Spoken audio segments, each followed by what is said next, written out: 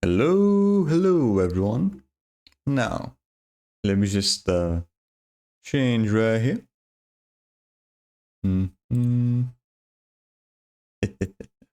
Here we go.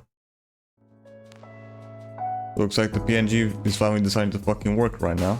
Right, because before it wasn't working properly. Don't know why. It was probably something to do with React fungi. Yeah, something like that. Oh well, at least now it's working. Yeah, finally. But yeah. Hello everyone. How you doing? Hope you guys having a good day so far. So yeah. Last stream, which was yesterday, we just good progress in Red Faction Guerilla. Right. I managed to get all the bonus events that I have unlocked so far. Yeah, I'm only missing like 2.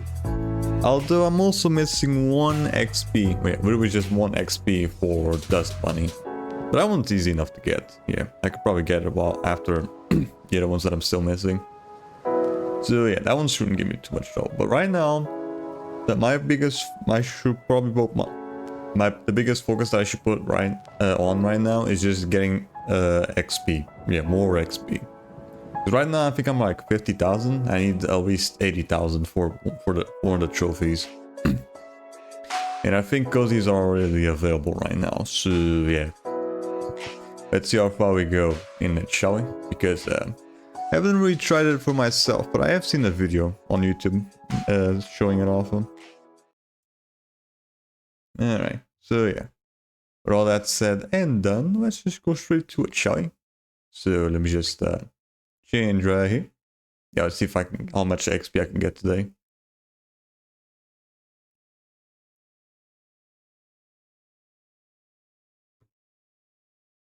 Alright, and hopefully the fucking capture card decides to work right from the get-go.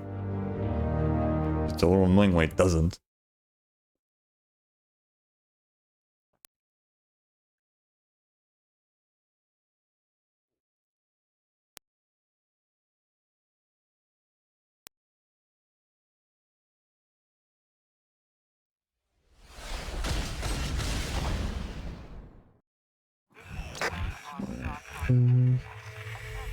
I'm pretty sure I can easily find a link for the video.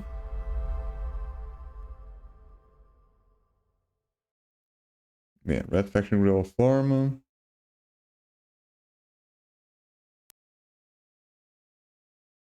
Not that one. This one, I think? Yeah.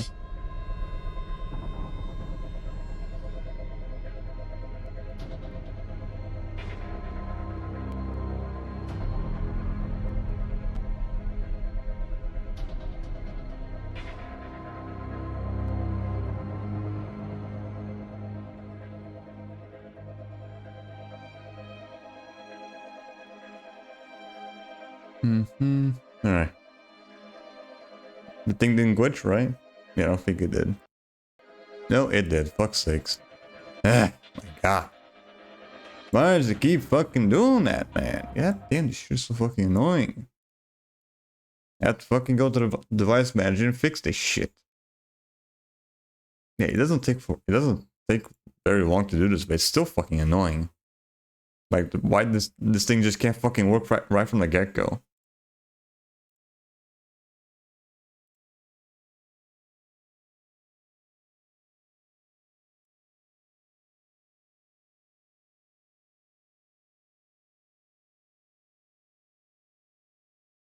You know, I don't get why it's so fucking inconsistent.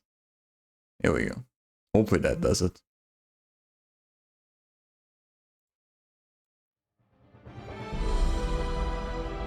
Hopefully that should fucking do it.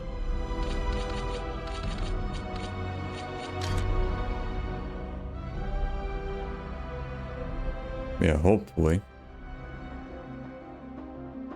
Right, because the second the fucking screen glitches out, it just doesn't work anymore.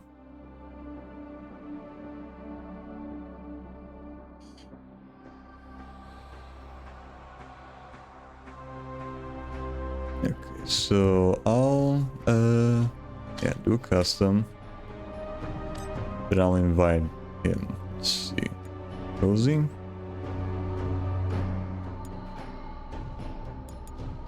Then I'll need to figure out the settings for this thing. Let's see.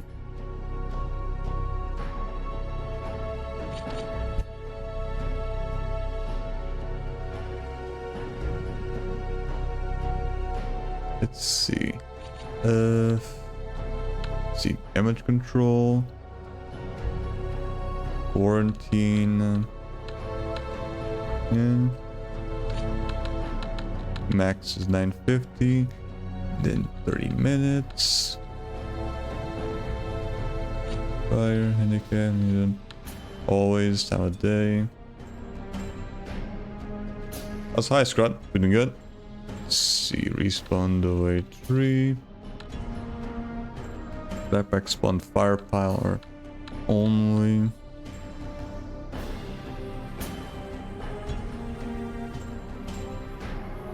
Starting backpack jetpack. Generation 200. Health 200. Let's see, movement speed. Ammo. Starting weapon reconstructor. Here we go. Third weapon. Thermobaric. Yeah, thermobaric rocket. No weapon spawns. No weapon spawns, okay. Okay, that should do it.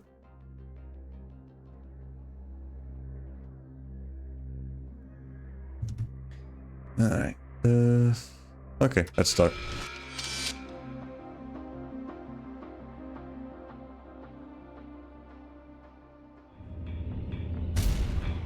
Prepare for damage control.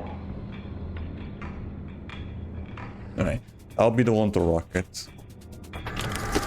Right, so from my understand, let's see, you have to go into that one, border one, I think.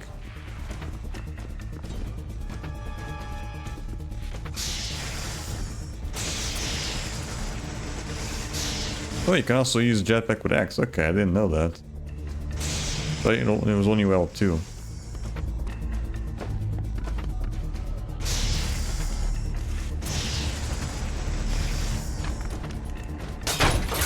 Take that shit.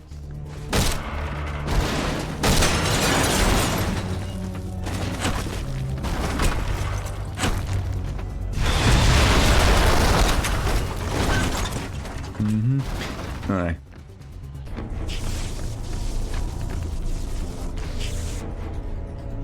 Wrong thing.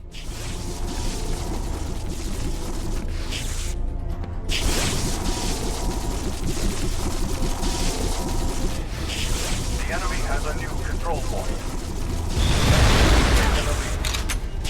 Enemy lost the control. I'm all too close for it. The enemy has a new control point. The enemy lost the control point. Yeah, and this should do. Yeah. There we go. Alright. This is the fastest way to do it. Okay. This way both players can get XP, I think. Yeah, just keep doing this over and over again. The enemy has a new control point.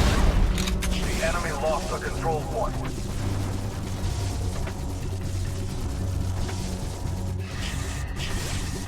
The enemy has a He needs to fucking get the thing enemy lost the fully at least 75% or whatever.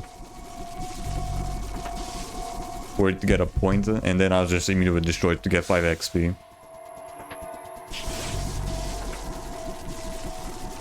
enemy has a new control point. The enemy lost the control point. Yeah, and that's like the best way to farm XP, I think. The enemy has a new control point. The enemy Because this way both players get XP. It's not just like with farming, with farming kills where only one person does it.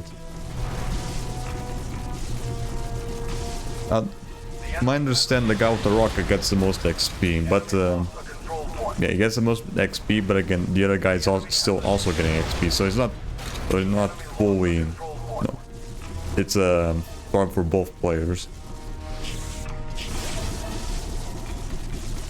The enemy has a new control point. The enemy lost the control point.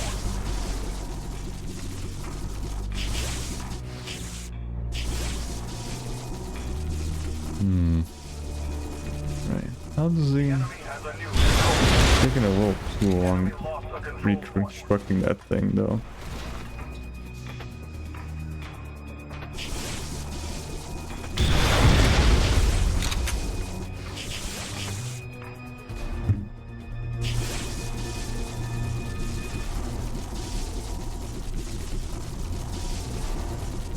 The enemy has Taking a bit too long reconstructing this thing. The enemy has a new control point. The enemy lost the control point. The enemy has a new control point. The enemy lost the Maybe it might be best if I do it like this, maybe. has a new control point. The enemy lost Yeah, like this, perhaps.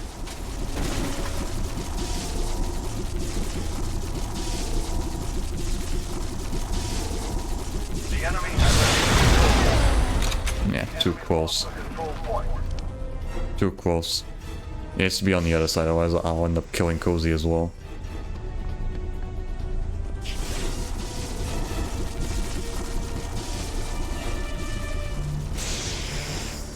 The enemy has a new control point.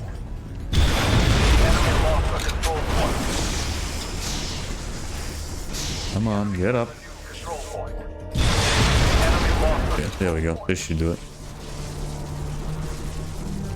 The enemy has a new control point. The enemy lost the control point. Yeah, this should do it. The enemy has a new control point. The enemy Right, it has to be at least 75%. The enemy has That you can get like points or whatever. a control point. The enemy has a new control point. The enemy lost the control point. The enemy has a new control point. The enemy lost the control point. The enemy has a Yeah, you just keep doing that over and over again. lost the control point. The enemy has a new control point. The enemy lost the control point. The enemy has a new control point. The enemy lost the control point. The enemy has a new control point. The enemy lost the control point. Alright, pretty easy, pretty simple to figure out. The enemy lost the control point. The enemy has a new control point. The enemy lost the control point. The enemy has a new control point. The enemy lost a control point. I feel like I'm not getting that much XP from The it enemy though. lost a control point. The enemy has a new control point. The enemy lost a control point. What? Oh, I accidentally kill him. Okay.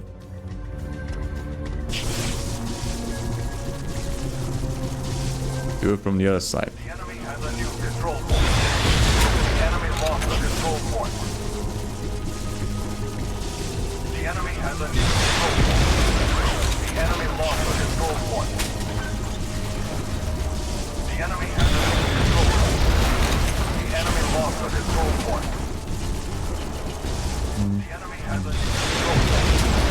The enemy lost a control point. The enemy has a new control point. The enemy lost a control point.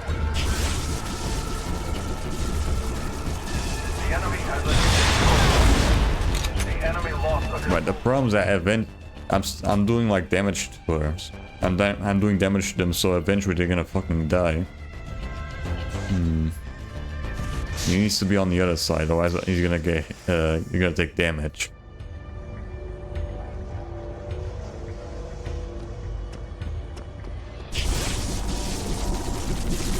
Then you have to be on the other side.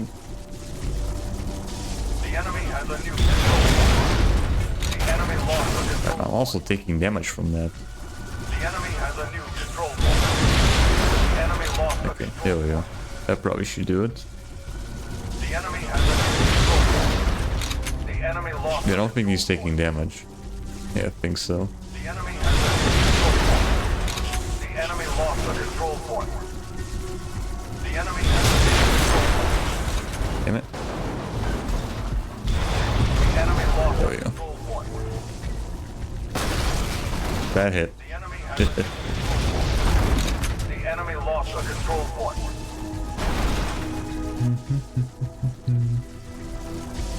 You're doing the wall.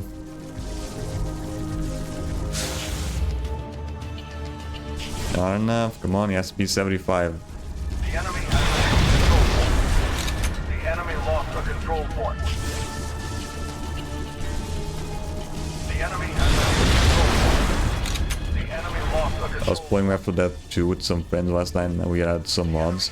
Someone replaced the tank with Shrek and the Witch with Peach. control point. The enemy has a new control point. I've already seen my share of like mods for Left 4 Dead 2, mostly just from like other people playing. The enemy has a new I wonder what the max amount of gold is on Swap Force to the Wii.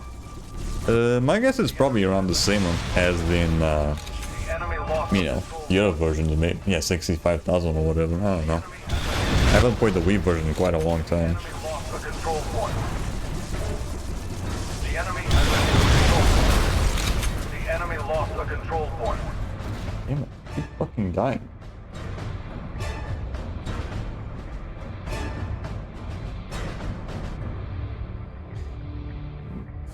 It's not quite working because it keeps fucking dying on me.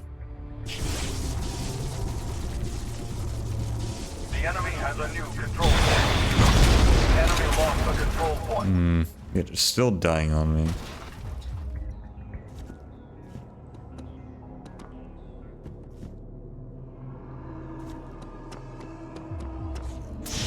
I need to find a way so that it doesn't die on me.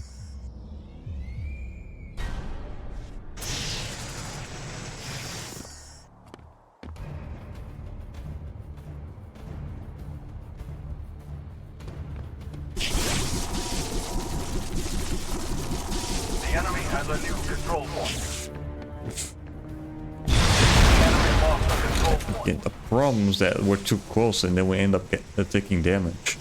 The enemy has a new control point. God damn it, keep falling off. The enemy lost a control point. Come on, get up, get up. The enemy has a new Damn it. control point. Come on. Stay up there. There we go. The enemy lost a control point. The enemy has a new control point. The enemy lost a control point. Needs to be at least close enough. The enemy lost a control point. The enemy has a control point. The enemy lost a control point. Yeah, if I do it like maybe this side, this probably could do it. The enemy lost a control point. As again, if they're not taking damage, because I don't know if they are. The enemy lost a control point. The enemy has a control point. The enemy lost a control point. The enemy has a control point. The enemy lost a control point. The enemy has a control point. The enemy lost a control point. Let's see. The enemy has a new control point. Guerilla. The enemy has a new control point. XP farming. Yeah. Lost a control point. I think PlayStation Trophies thing also had a different guy for this. The enemy lost a control point. The enemy has a new control point. The enemy lost a control point. The enemy has a new control point. The enemy lost a control point. The enemy has a new control point. The enemy lost a control point. The enemy has a new control point. The enemy lost a control point.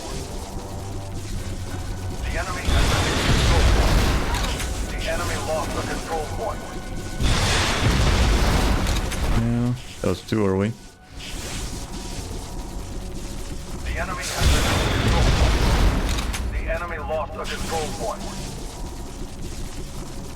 The enemy has a new control point. The enemy lost a control point. The enemy has a new control point. The enemy lost a control point. The enemy has a new control point. The enemy lost a Yeah. control point. After this match, we'll try using the crash site method instead. Because I don't know, this one seems a little more dangerous. The enemy lost a control point. The enemy has a control point. The enemy lost a control point. The enemy has a control point. The enemy lost a control point. Right, because it does seem like a somewhat slow version of doing XP. The enemy lost a control point. The enemy Yeah, we'll try doing the crash site method instead. 'Cause I think that one requires a nano rifle instead of the rocket launcher. The enemy lost a control point. It is giving good XP, it's just not fast enough. The enemy lost a control point. The enemy has a new control point. The enemy lost a control point. The enemy has a new control point. The enemy lost a control point. The enemy has a new control point. The enemy lost a control point. The enemy has a new control point. The enemy lost a control point. The enemy has a new control point. The enemy lost a control point. The enemy has a new control point. The enemy lost a control point. The enemy has a new control point. But yeah, this one, it does seem like the slowest one so far. The enemy has a new control point. The enemy lost a control point. The enemy has a new control point. The enemy lost a control point. The enemy has a new control point. The It enemy is giving it XP though, it's just not fast enough. The enemy has a new control point. Yeah, I'll try doing the Control point. PlayStation Trophies method later. The enemy has a new control point. The enemy lost a control point. The enemy has a new control point. The enemy lost a control point. The enemy has a new control point. The enemy lost the control point. Okay. The enemy has a new control point. The enemy I will lost the try control point. crash site instead. The enemy has a new control point. The enemy lost the control point. The enemy has a new control point. The enemy lost the control point. The enemy has a new control point. The enemy lost the control point. The enemy has a new control point. The enemy lost the control point. The enemy has a new control point. The enemy lost the control point. The enemy has a new control point. The enemy lost the control point. The enemy has a new control point. The enemy lost the control point. Right. Right. I keep the XP one give the kills one give you slightly more XP, but the problem with that is just there's only one person getting XP. Whereas with this one, both of them are getting at the same time. The enemy has a new control point. The enemy lost the control point. The enemy has a new control point. The enemy lost the control point. The enemy has a new control point. The enemy lost the control point. The enemy has a new control point. The enemy lost the control point. The enemy has a new control point. The enemy lost the control point. The enemy has a new control point. Right. The enemy lost the control point. The extended person goes to keep those well. The enemy has a new control point. The enemy lost the control point. The enemy has a new Yeah, I think I much prefer this version where both players get XP at the same time. The enemy has a new control point. The enemy lost the control point. The enemy has a new control point. The enemy Yeah, personally I prefer both players getting something going on at the same time, not just one person doing it. The enemy lost the control point. The enemy has a new control point. The enemy lost the control point. The enemy has a new control point. The enemy lost the control point. This is good enough, I guess, but it's not giving me enough XP. The enemy lost the control point. The enemy has a new control point. The enemy lost the control point.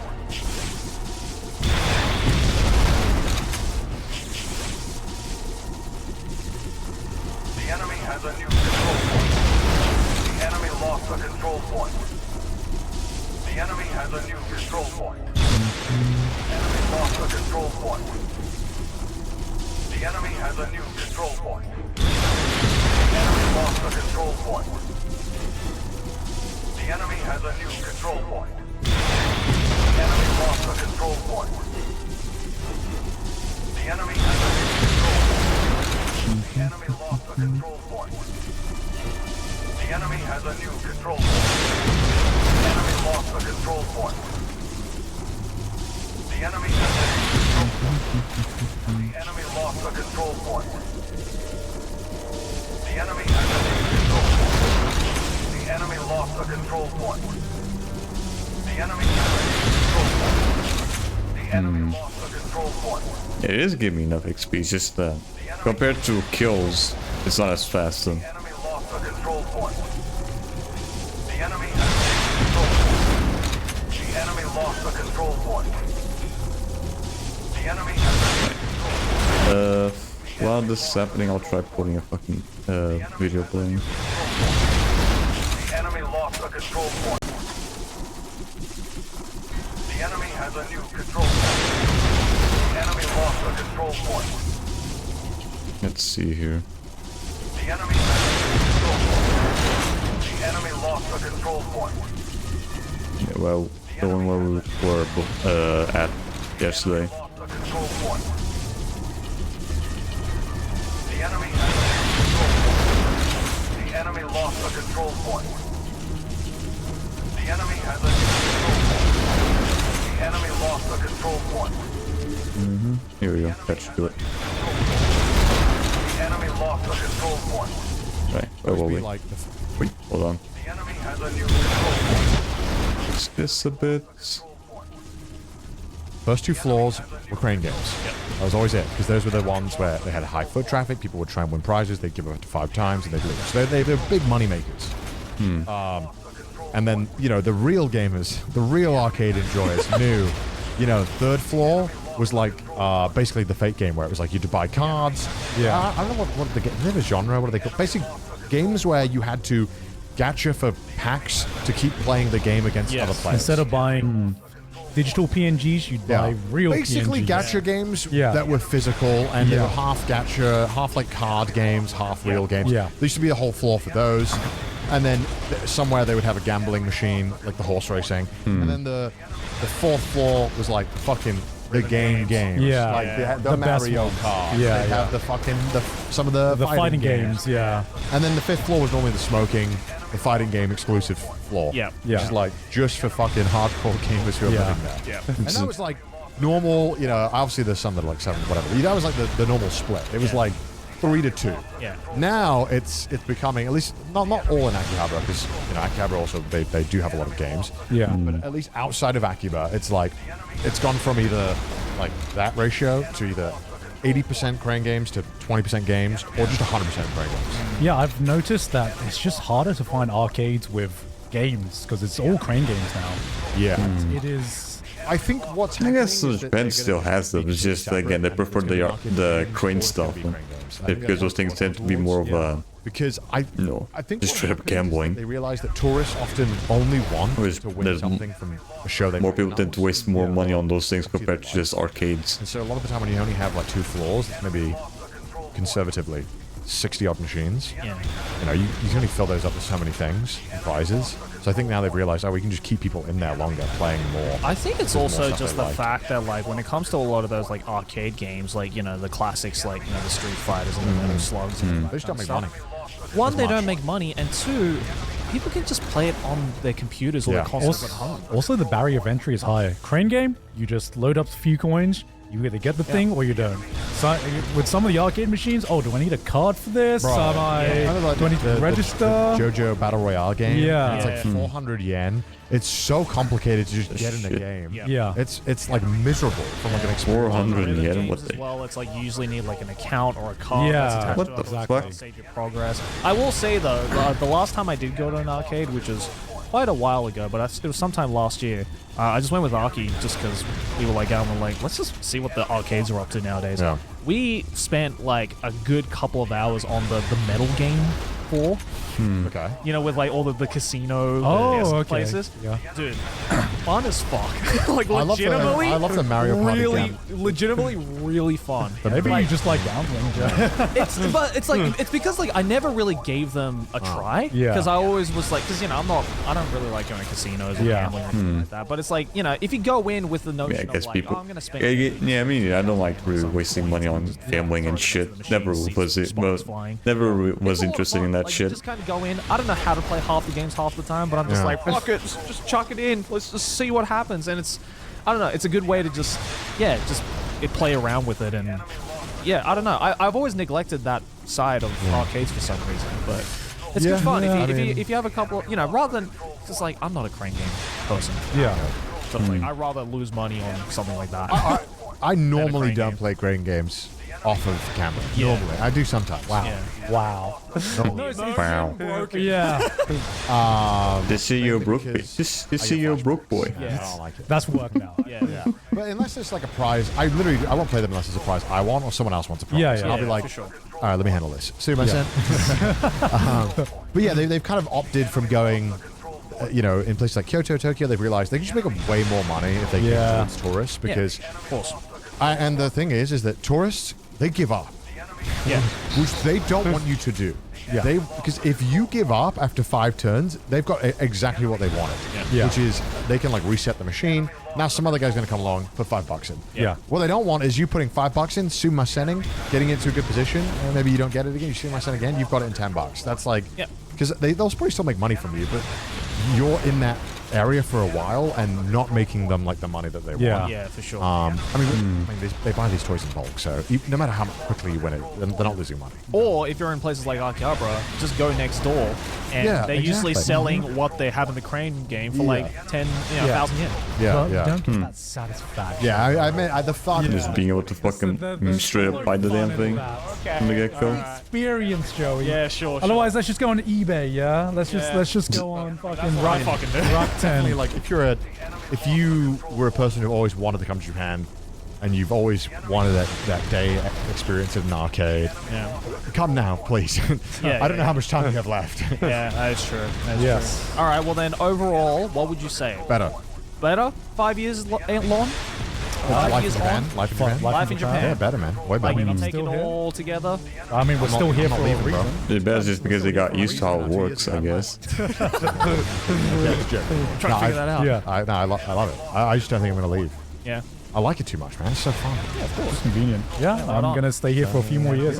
I say this every year. I'm like, I got more years than you. Got one more in me. I got one. I got one more of me. Well, there you go. That was the 5-year retrospect. Let us know enjoyed. your Yeah. thoughts and opinions down in the comments below. Hey, look at all these patrons, though. They're so beautiful. They're supporting They're us. so beautiful. Yeah. If you guys have visited Japan, let us know. What is your favorite?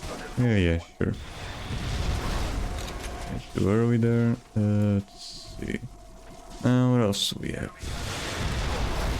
I think I could probably check one from Second Win. Yeah. They always seem to have a lot of podcasts. Let's see, where is it? The enemy has a new control. There you are. The enemy lost a control point. The enemy has Yeah, here we go. lost a control point.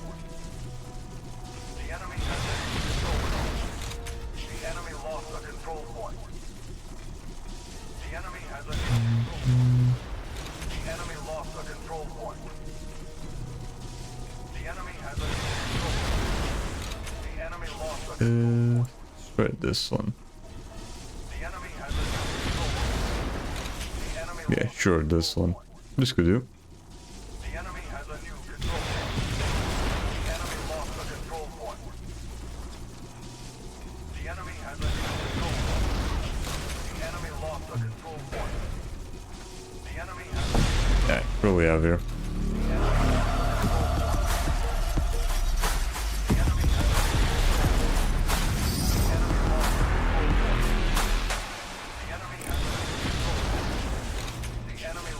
Hello, my shiggers, or whatever You what the now? phrase is.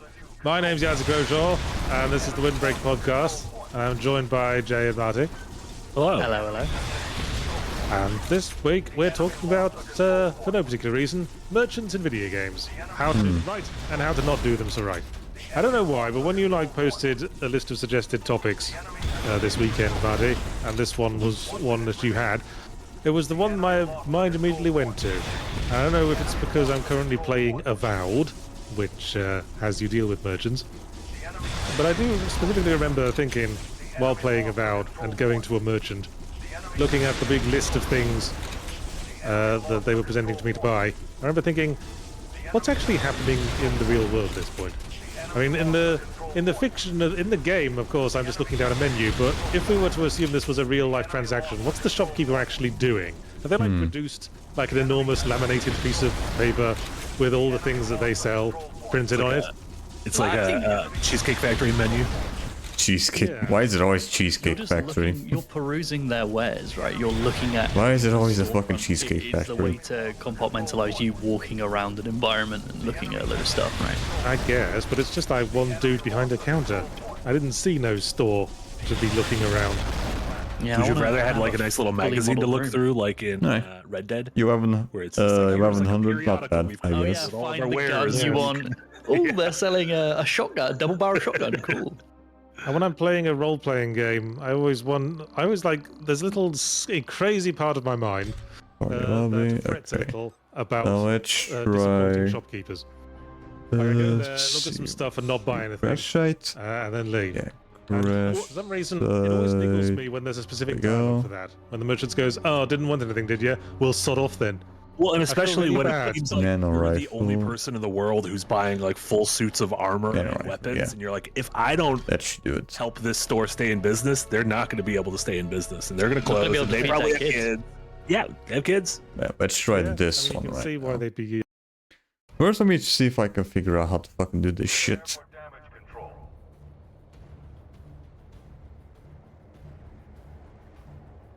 Okay, let's see. So this against the cliff. The cliff? Which cliff? This cliff? No. The corner cliff? Yeah, this one, I guess.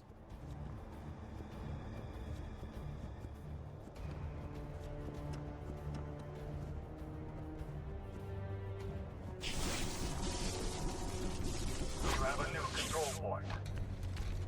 You are now in the lead.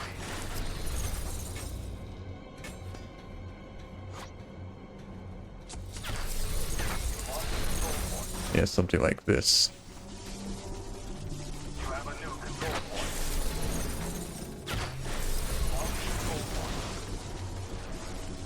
You have a new Yeah, something like this.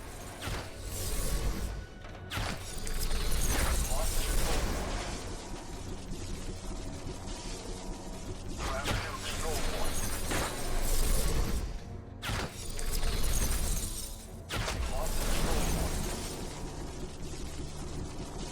You have a new control point.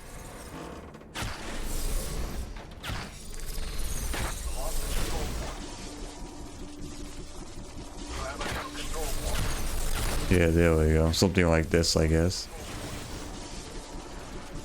You have a new control point. Yeah, offended. Yeah. I think for me, the reason, one of the reasons I brought up this topic, well, A, I just feel like a lot of games we play have a merchant of some sorts. Like it used to just be an RPG thing, and now it's kind of everywhere. But also, I finished a replay of Zelda: The Minish Cap over the weekend, and Yeah, there we go. Zelda way as a faster series this has done way. merchants really well in the past, and has done merchants kind of annoyingly. And I got to a point yesterday, like halfway through the game, money this stopped is mattering. way I'd bought faster. everything I'd want to buy in the game, and just looked like the merchants kind of just existed. And I was like, "There's got to be a better way to handle this in games." Yeah. 'cause, Yeah, there we go. Now when I we're was- when I cooking. started thinking about it, Now we're cooking here. I sort of appreciated how they did selling items in the original Deus Ex, where there were no shops. It's just every now and again a character would say, "Hey, I've got this or I've got this. This is 200, this is 500. Which one do you want?" And it's all done in like the dialogue menu. Now Maybe we're it wouldn't cooking work so here. well with a game with like a broad range of merchandise, like in your Avowed or your Witcher 3 or something. But I felt like there's a part of me that feels when the merchant shop is just like a menu, I'm sort of being taken out of things. Yeah, Makes me there think we of go. the Now we're factory cooking. minigame in Bioshock. Suddenly the game has gone away and I'm staring at something else. For me, the worst thing about a merchant is in a lot of games where you can collect practically nonsense, like literal rubbish, like it's labeled trash, and then any merchant will just buy that from you. Like, They what just buy anything. merchant worth his salt is gonna buy shit for like coppers? Like, it's not a I think recycling any merchant worth his salt will realize he could probably turn that around with some proper salesmanship. Are there any Yeah, games where the rotten merchants mushrooms. have their own like money limit, where it's like you can't sell me this item because I do not have the money to give you? Right, I this think the item? original version of Witcher 3 had that. Yes. Oh, Elder Scrolls. Okay, Elder Scrolls, Baldur's Gate. Yeah, I think an early version of Witcher 3 had that shit, and they just patched it out and later. In this world, and you can't just be like, "Here's 10,000 cheese wheels." You're like, I don't have money for 10,000 cheese wheels. I remember all Yeah. the shit I picked up in Skyrim turned into real fucking white elephants when all the merchants I knew were out of gold. I got all these like dragon bones Come on, taken up. bastard, get Who up. knows how much space in my inventory Get of up. it? Yeah. Will someone please buy this giant fuck off pointless skull that has no use to anyone but me? Please. They bought too many of your cheese rolls, dude. Like cheese wheels, you fucked up the market. I feel like merchants are a perfect opportunity for a game to introduce a weirdo, even if the game is generally not like a total weirdo fest. Like we have the merchant from RE4, which RE4 has its share of weirdos, but like I had a feeling you were about to bring that up. Yeah, the breakout character. I know, he's the breakout character. yeah. I mean, even today we can recite his lines. What are you Fine, stranger. Like they changed his voice in the remake, and we're all like, that's not the same. It's fine, but not the same, and I miss it. Yeah, he just loved his job so much. I suppose that when you're dealing with someone who's trying to sell items to a hero who's trying to fight off an apocalyptic event, there's going to be an inherent sort of weirdness, possibly even unearthliness about the character if they don't seem to have any personal investment. There we go. Saving Now the we're world. cooking. Have to be financially Now we're cooking in here. Yeah, the fact that he's like always a couple steps ahead of you. It's like, how did you solve all this shit in the castle before I did? And you just like were able to set up your wares in this nice little corner. I like specific weirdos. Like I always think to an NPC that I have to go to sell specific things, anything that makes me think. So like, I was talking to Jess about this, and she was like, Yeah, much saying faster. about my That trash now, it's problem, do, I hate selling now we're trash doing to this shit stores. much She faster. was like, yeah, but if there was like a trash goblin that lived in the sewers, Instead of using the rocket launcher, we're using the nano is that rifle, which acceptable? just I'm like, hell yeah, that's great. Yeah. I wanna go see disintegrates everything that it touches. There are games where you can't. I think Skyrim does this as well. Actually, you can't sell goods to a merchant if they don't sell those goods. Yeah. You have to go to like a blacksmith to sell the armor and the weapons and stuff like that. And I like that, or like in Stardew, right, with the fishermen. And like, I feel I would always walk down to the pier to sell all my fish because it felt like I was doing a service to a person. Like I was like supporting local economy rather than just selling it to putting it in the Yeah, box. the other thing I feel weird about when I'm worried about offending merchants is when I do nothing but sell things. Like I have this, Wait, don't want a instinct that maybe conversation? I should like tokenly buy a potion or something because, you know, I'm sure the dude has his own wholesalers. Who am I to sort of interfere with his business plan? Yeah, am like I like sellers' am I remorse? single-handedly crippling your economy here? Just Yeah. putting too much trash in the I market also or like a whatever. merchant that has a little bit of a backstory. You learn a little about him. Drebin in Metal Gear Solid 4. Oh yes, a who good was example named, of who I suspect was named after Frank Drebin, the main character from The Naked Gun. I did As a not put reference two to and the two fact- together until like a week or two ago when you said that to me for the first time. As a reference to the fact that he's a gun launderer. Although that's just me speculating, I don't have any confirmation on that. Kojima seems like a big Naked Gun fan. So It's weird I guess. of referencing a film like The Naked Gun in a game like Metal Gear Solid 4. Metal Gear Solid, so- yeah, which might totally be the exact opposite of Yeah. of that. Nice. There's also Persona's done a decent job in the past of having certain merchants be confidant links. There's the gun shop, airsoft shop owner in Persona 5 who you generally don't get to start your little link with until later on because you need the guts to be like, hey, what is this gun you gave me in a fucking lunch bag? Like, what's the deal with this? But I like it when like the person I'm buying from isn't just like a faceless vending machine, but is rather like, oh, I can learn a little bit about this person. And there's like, if I scratch a little bit, there's something beneath the surface. Okay, I guess. Like a merchant system in games to get to functional. Like other like classic style JRPGs, you go to like the local town. There's a shop and an inn. If you're lucky, there's an armor shop and a weapon shop and an inn. And it all just feels like you're just plugging numbers into a repeating system. Yeah, and like, oh, this is the town where all the weapons upgrade to silver, and so I want to buy the silver sword and the silver armor and the silver helmet. Yeah. This is an opportunity for world building, surely. It's an opportunity to take something that's mundane, which is pawning off your wares or trying to buy something Where your way? like small, and then having that be a thread to pull. I can't remember if it's in Red Dead 1 or 2, where one of the gunsmiths in one of the towns, it might be in Valentine, has somebody locked up in their basement below, and you can like hear them muffled like screaming. And then if you go outside, you can see them through the bars, and that leads to a small quest line. It's like you're going in for a simple task, but it leads to this new thing, right? It feels very player-driven, even though as devs we know the player is heading to these environments, right? It's a good opportunity to do something like that. God damn it, Eric, you're so good at finding things quickly. So impressive. Lightning. That man is lightning. Yeah, I like when I get to a store and there's an option to buy something, and I'm like, what the fuck is this? Like Chrono Trigger has all normal stores, and all of a sudden someone will be like, for $10,000 you can buy my homemade jerky. And I'm like, what the fuck? What? But then this jerky is a part of a quest line where you can give it to a character in the past, and you can either sell it to them for like $10,001, or you can be like, no, free of charge. And if you give it to them free of charge, they end up raising their family to be like altruistic and noble. Whereas if you make them pay and you go back to that house like 1,000 years in the future, the family's greedy as shit. And so it's like a cool little moment where it's like, oh, okay, this object, I had no idea why it existed in the game, but I bought it because I was like, well, there's gotta be some reason for this expensive jerky in an otherwise like normal fantasy setting. They also have like merchant red herrings where they'll be like, hey, this thing costs $999,000, and then you buy it and it's just useless bollocks, and you kind of like, you feel terrible, but also you're like, I'm the dumb one for saving up for this thing that is very clearly dumb. Yeah, Like, that's fun. Because the merchant, what we're talking about here is something that embodies a very functional element of the game. A way to transfer one resource and transform it into another. Yeah. But when it gets a little fucky like that, I'm thinking specifically of the bomb merchant in Wind Waker, who sells their bombs at a price far too inflated for you to cover. Yeah. And you have to wait for the pirates to come fuck him up before the prices will come down. Yeah, a couple. Chrono Trigger even does a similar thing when you get to the city that's filled with monsters who live there, and the monsters will be like, "I'll sell you shit, but I'm gonna sell why it is to you this not very fucking expensive doing it? because I'm a monster and I am racist against humans."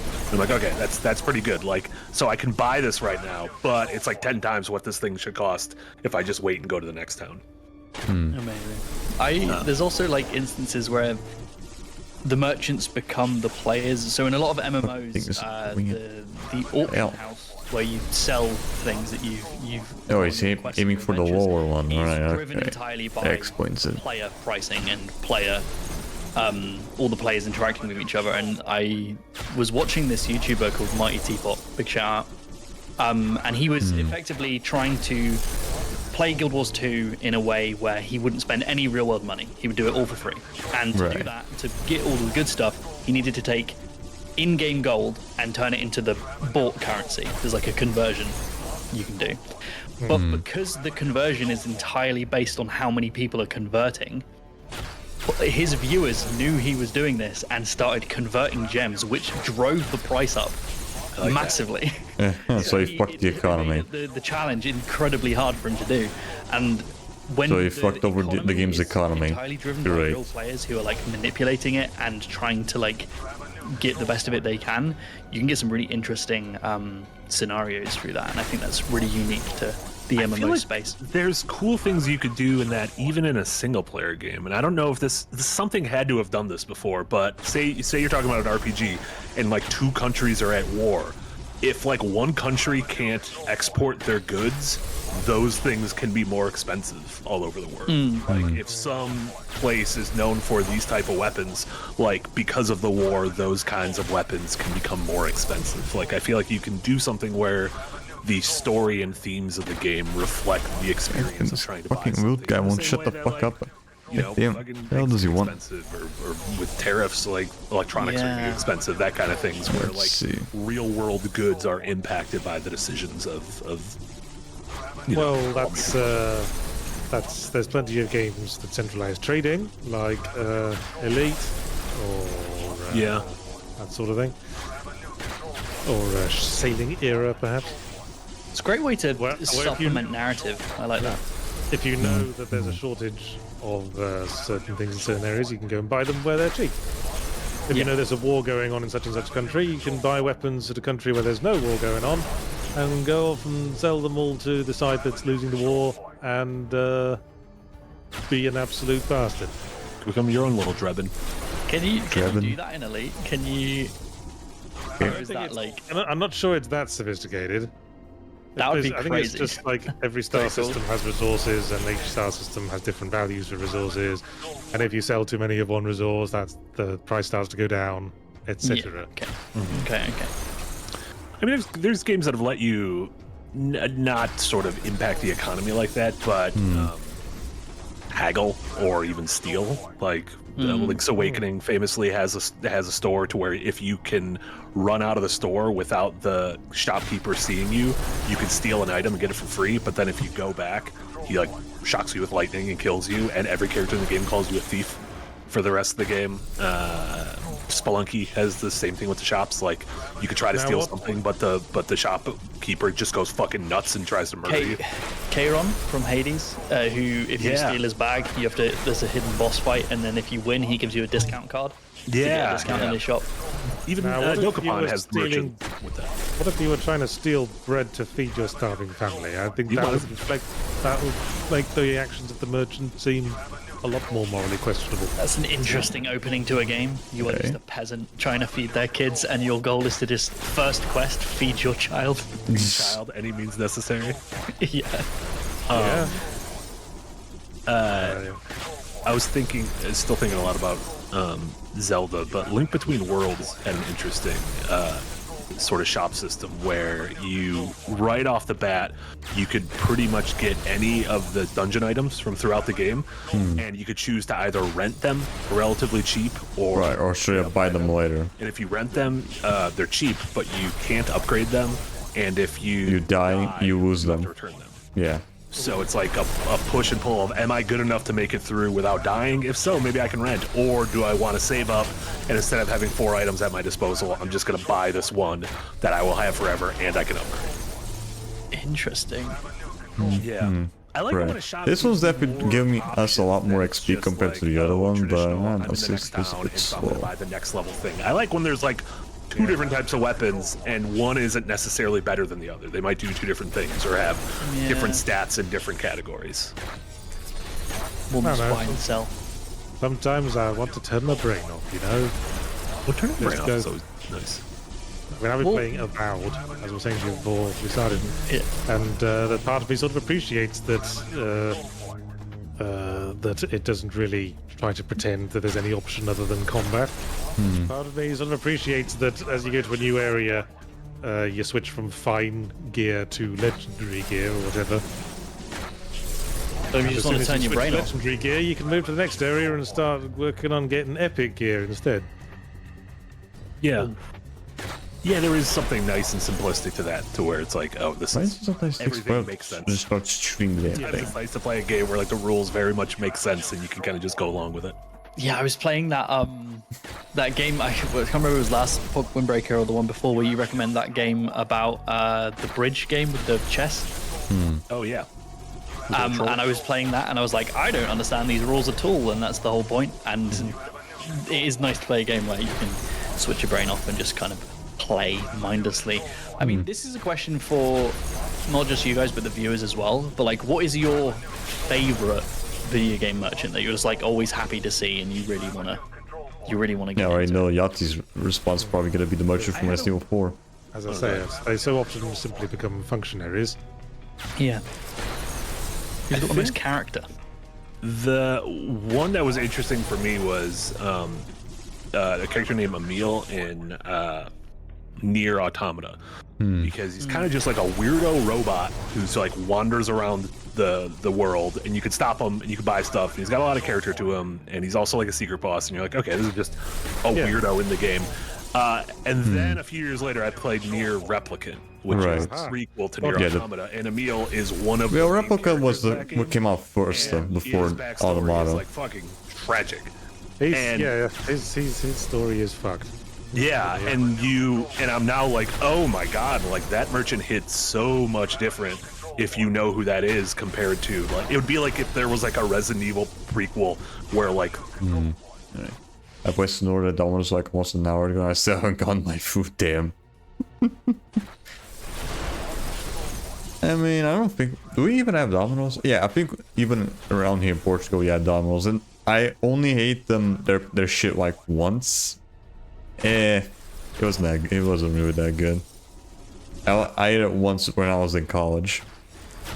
I was studying with some colleagues of mine, and that was about it. Yeah, it was alright. It was a little too greasy for my liking, though. Damn it! No. The merchant's backstory is like It was a little too greasy for my so you're like, liking. every time you see him, you're like, oh my god, it's Oh, him. is it that little dude? The one? Yeah, the guy like creator Yopataro the wears mask. that mask. That's kind of like Yeah. the mask. He's the Scully man, the Jack Skellington man. Yeah. I need to play that game. I need to get past its terrible opening. And actually play Automata it. has a very bad opening. Yeah, agreed. But then it gets real good. Yeah. What do you guys feel about It's games just where you that the, having a bad tutorial. It's like I Moonlighter, haven't right? That played was any.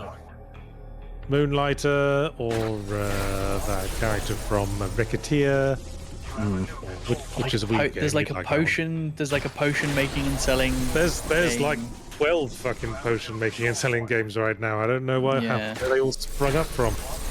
One of them did well. That's where they sprung up from. Yeah.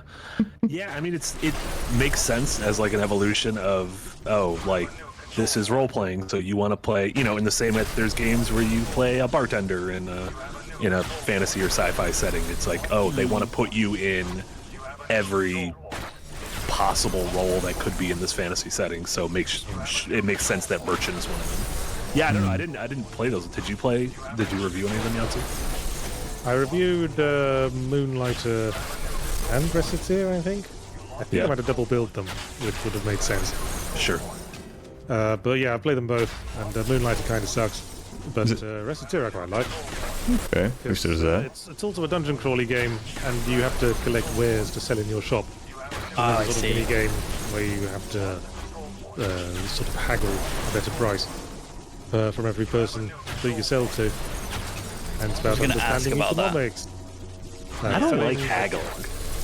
Not a fan of You don't like Yeah, haggling? I don't like haggling in real life. I don't like haggling in games. The actual, I like just agreeing. yeah, I remember in Witcher 3 you had to do some haggling. I didn't even fucking bother doing that shit. I just fucking took the money that they would give me. Because the last time I played Witcher 3, the game was pretty fucking generous with cash. Be uncomfortable. Why don't you I'll send in tell a you letter, dude? When you send in a letter to haggle by mail, and then when you walk in, it's predefined. There you go. Haggle by mail?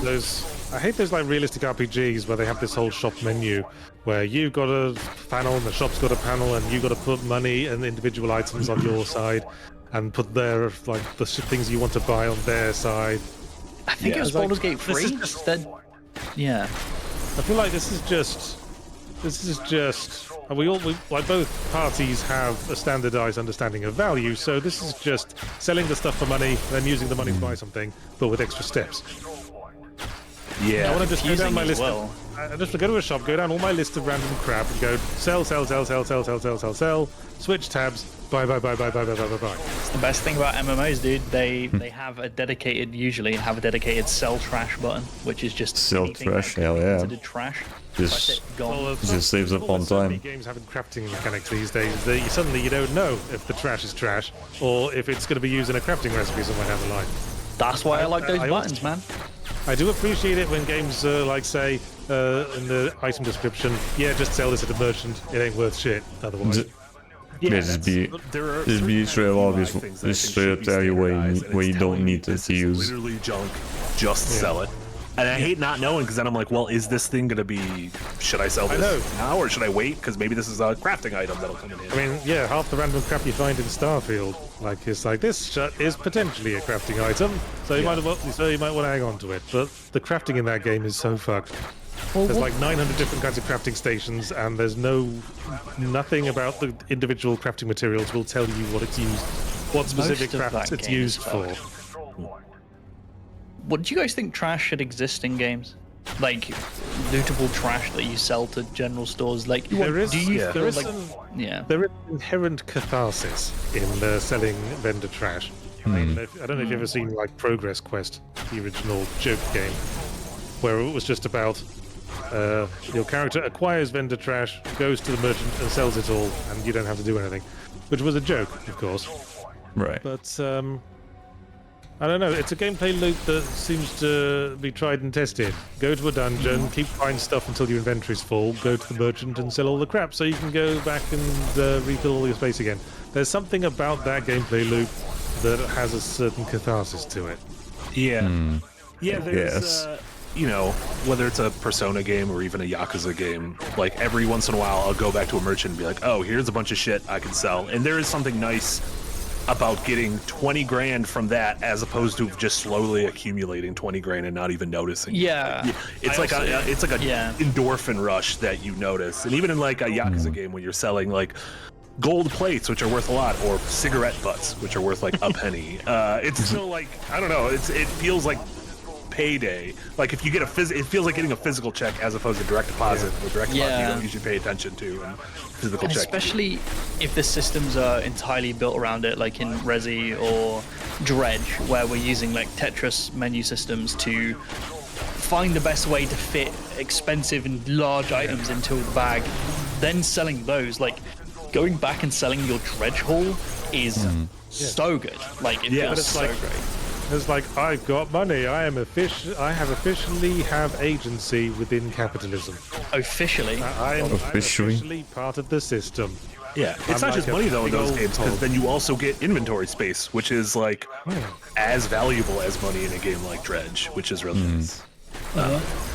Yeah, it like going back, it just feels like there should be certain rules to merchants that are just across the board. Like you should be able to see how an item reflects what you currently have. You should be able to see the sword you want to buy stats compared to your current sword, which is pretty normal in modern RPGs. Like if you go back and play some older ones, they're still like, okay, I gotta look at this number, then I gotta go out of the menu and see what I have equipped, and that's just kind of junky. And the same thing, like if you buy something and equip it, you He has be able to 12. sell the He almost has just 1,300. like Okay. it should all be part of one fluid transaction of like, oh, do you want to like Persona does that of like, oh, do you want to sell your old knife because you got a new better knife. Also, like on what Yahtzee was saying about those games that do the two windows pop up of your stuff and their gold and your gold.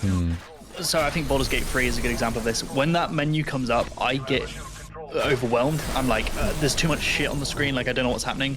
I just want to open the menu and I want there to be 4 things for the options for the merchant. It should be buy, sell, talk, fuck off. Like that's it. Yeah. And I mean, Just keep it anything simple, more I than that, guess. it's too much. Even the talk I could do without a lot of those. But there's, Yeah, but then how are you gonna get to the other quests, dude? Ooh, quest. I think I like the Deus Ex system because it was much more personal, and it sort of boiled things down a lot better. Do you want a stun grenade or do you want shotgun ammo? That's not just, you know, a dry transaction. That's like reflecting on what sort of person you are and how you're approaching the game. You can only get one of them. Or you could buy both. Because you can buy you're both. Okay. Because you're a pragmatist. Sure, Why not? sure. That says something about you as well. I do like a merchant that pops up in the wild. Like, you know, there's something comfortable about a merchant back in town where you know how to go there, but I do like just being out there and being like, oh, here's a merchant, and they only have like 2 or 3 things. Maybe I should buy some. This beetle in Breath of the Wild. Breath of the Wild will just be like randomly walking by at certain points, and you can talk to him and be like, well, fuck it, I'll buy these bugs. Like, maybe I need these bugs or something. Give me Yeah. them bugs. Speaking of a weirdo, man, Zelda's got some good weirdos in its merchants. Hey, wandering merchants, they're all freaks. Oh, they're all freaks. Remember Xur in Destiny? It'd be like only on a Sunday at noon you can find this weird hooded man, and he's at one part on Mars, and you literally need to go there at noon on Sunday. You'd move from planet to planet. Oh my god. Yeah. I think it would be quicker to list the non-weirdo NPCs in Zelda games. It's just true. I don't trust the non-weirdo. Every mini game as well, like in the most recent one with where you play Zelda, there's just the dude who's just really into stamps. Oh, just love That's stamps. That's just his whole life. Stamp sock. Being the stamp sock calm. There's like weird fetishists in every Zelda game who's just like, I fucking go gaga for treasure chests. I just love a treasure chest. And you're like, oh, you little sicko. I mean, Link's basically that. It can never just be someone's job in a Zelda game. It's always got to be someone who's just mad for the one specific thing, like that insect girl in Twilight Princess. Oh my god. Yeah, her. You know who's a good recent, recent as in Casey and I played this recently. but I believe her name was Nico in Devil May Cry 5, and she's the one who shows up in the van Oh yeah, her. all the time for your upgrades, and there's like a distinct animation every time you call her in every level of how her van gets to where you are, like busting through the wall or flying through the ceiling. And just again, like all the character is ostensibly just you upgrading your character and buying shit, but it does it with such style that matches the rest of the game that I'm like, well, fuck it. Even if I don't want to buy anything, I still want to call Nico and see what's going on here. So I just She's wanna see very how she passionate enters. about her job as well. Like she's sassy. The merchant has character, and like you want Merchant's to character. Yeah, it's a good way. That's a good way to put it. Yeah, whether it's a cute little character, a weird little character, a freak leak. Yeah, I like it. Don't forget to super chats. They've got plenty to add to the discussion, I'm sure. Sure thing. Starting, of course, with Nidoron with $2, who says Brock and Sindri in God of War 2018 were memorable merchant characters who, again, just Agreed. pop up for no adequately explored reason on your adventure.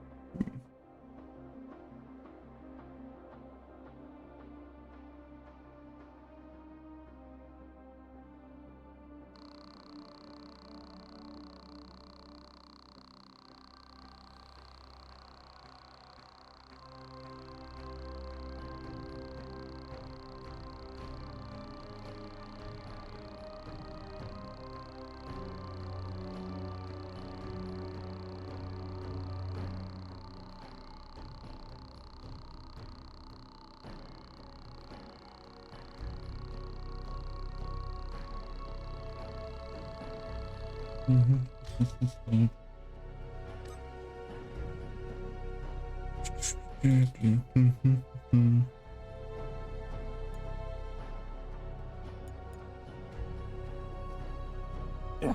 Alright, there we go.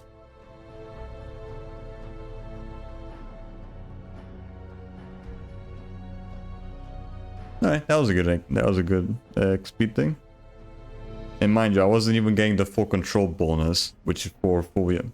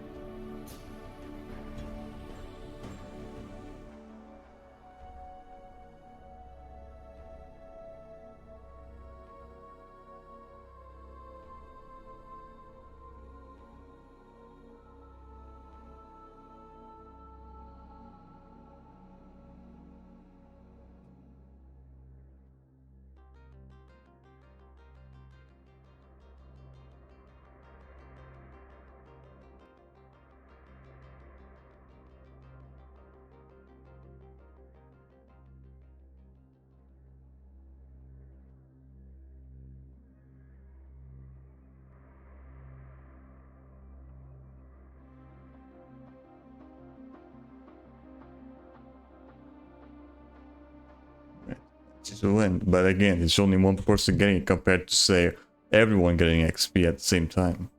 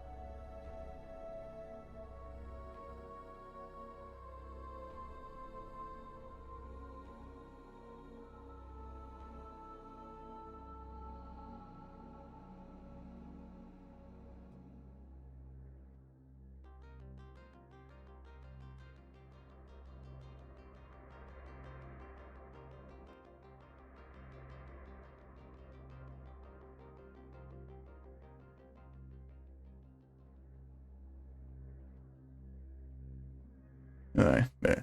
That was a good XP though. But I think that one.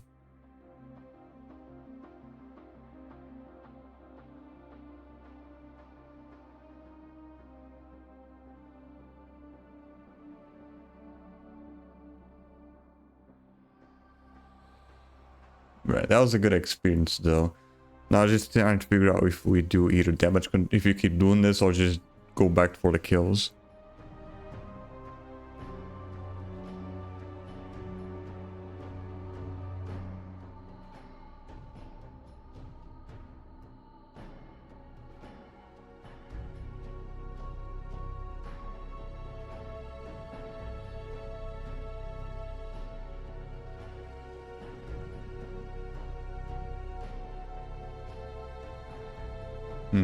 Yeah,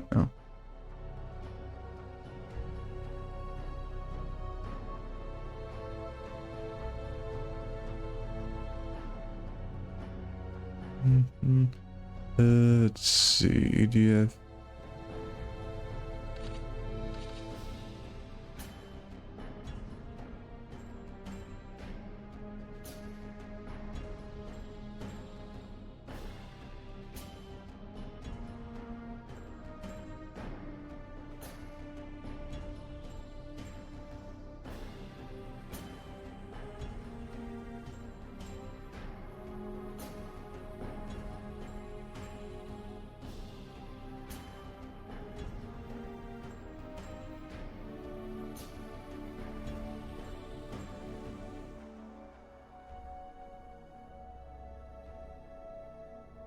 Okay, so I'll be, yeah, that one.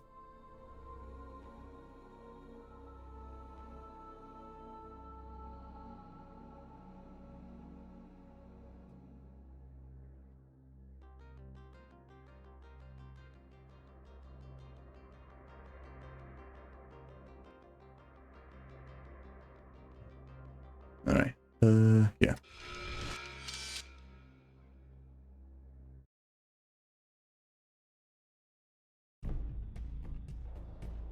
Prepare for damage control. Right. Okay. So let's see if this works with 3 people. I think that even with more than one, you can still do fucking damage and shit.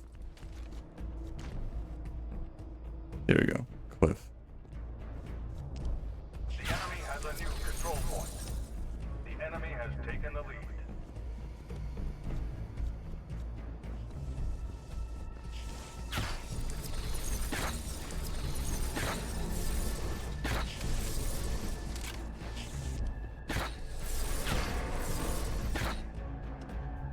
The enemy lost a control point.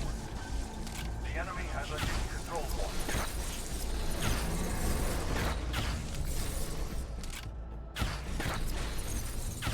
The enemy lost the control point.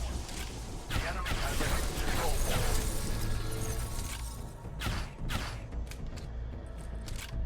Shit.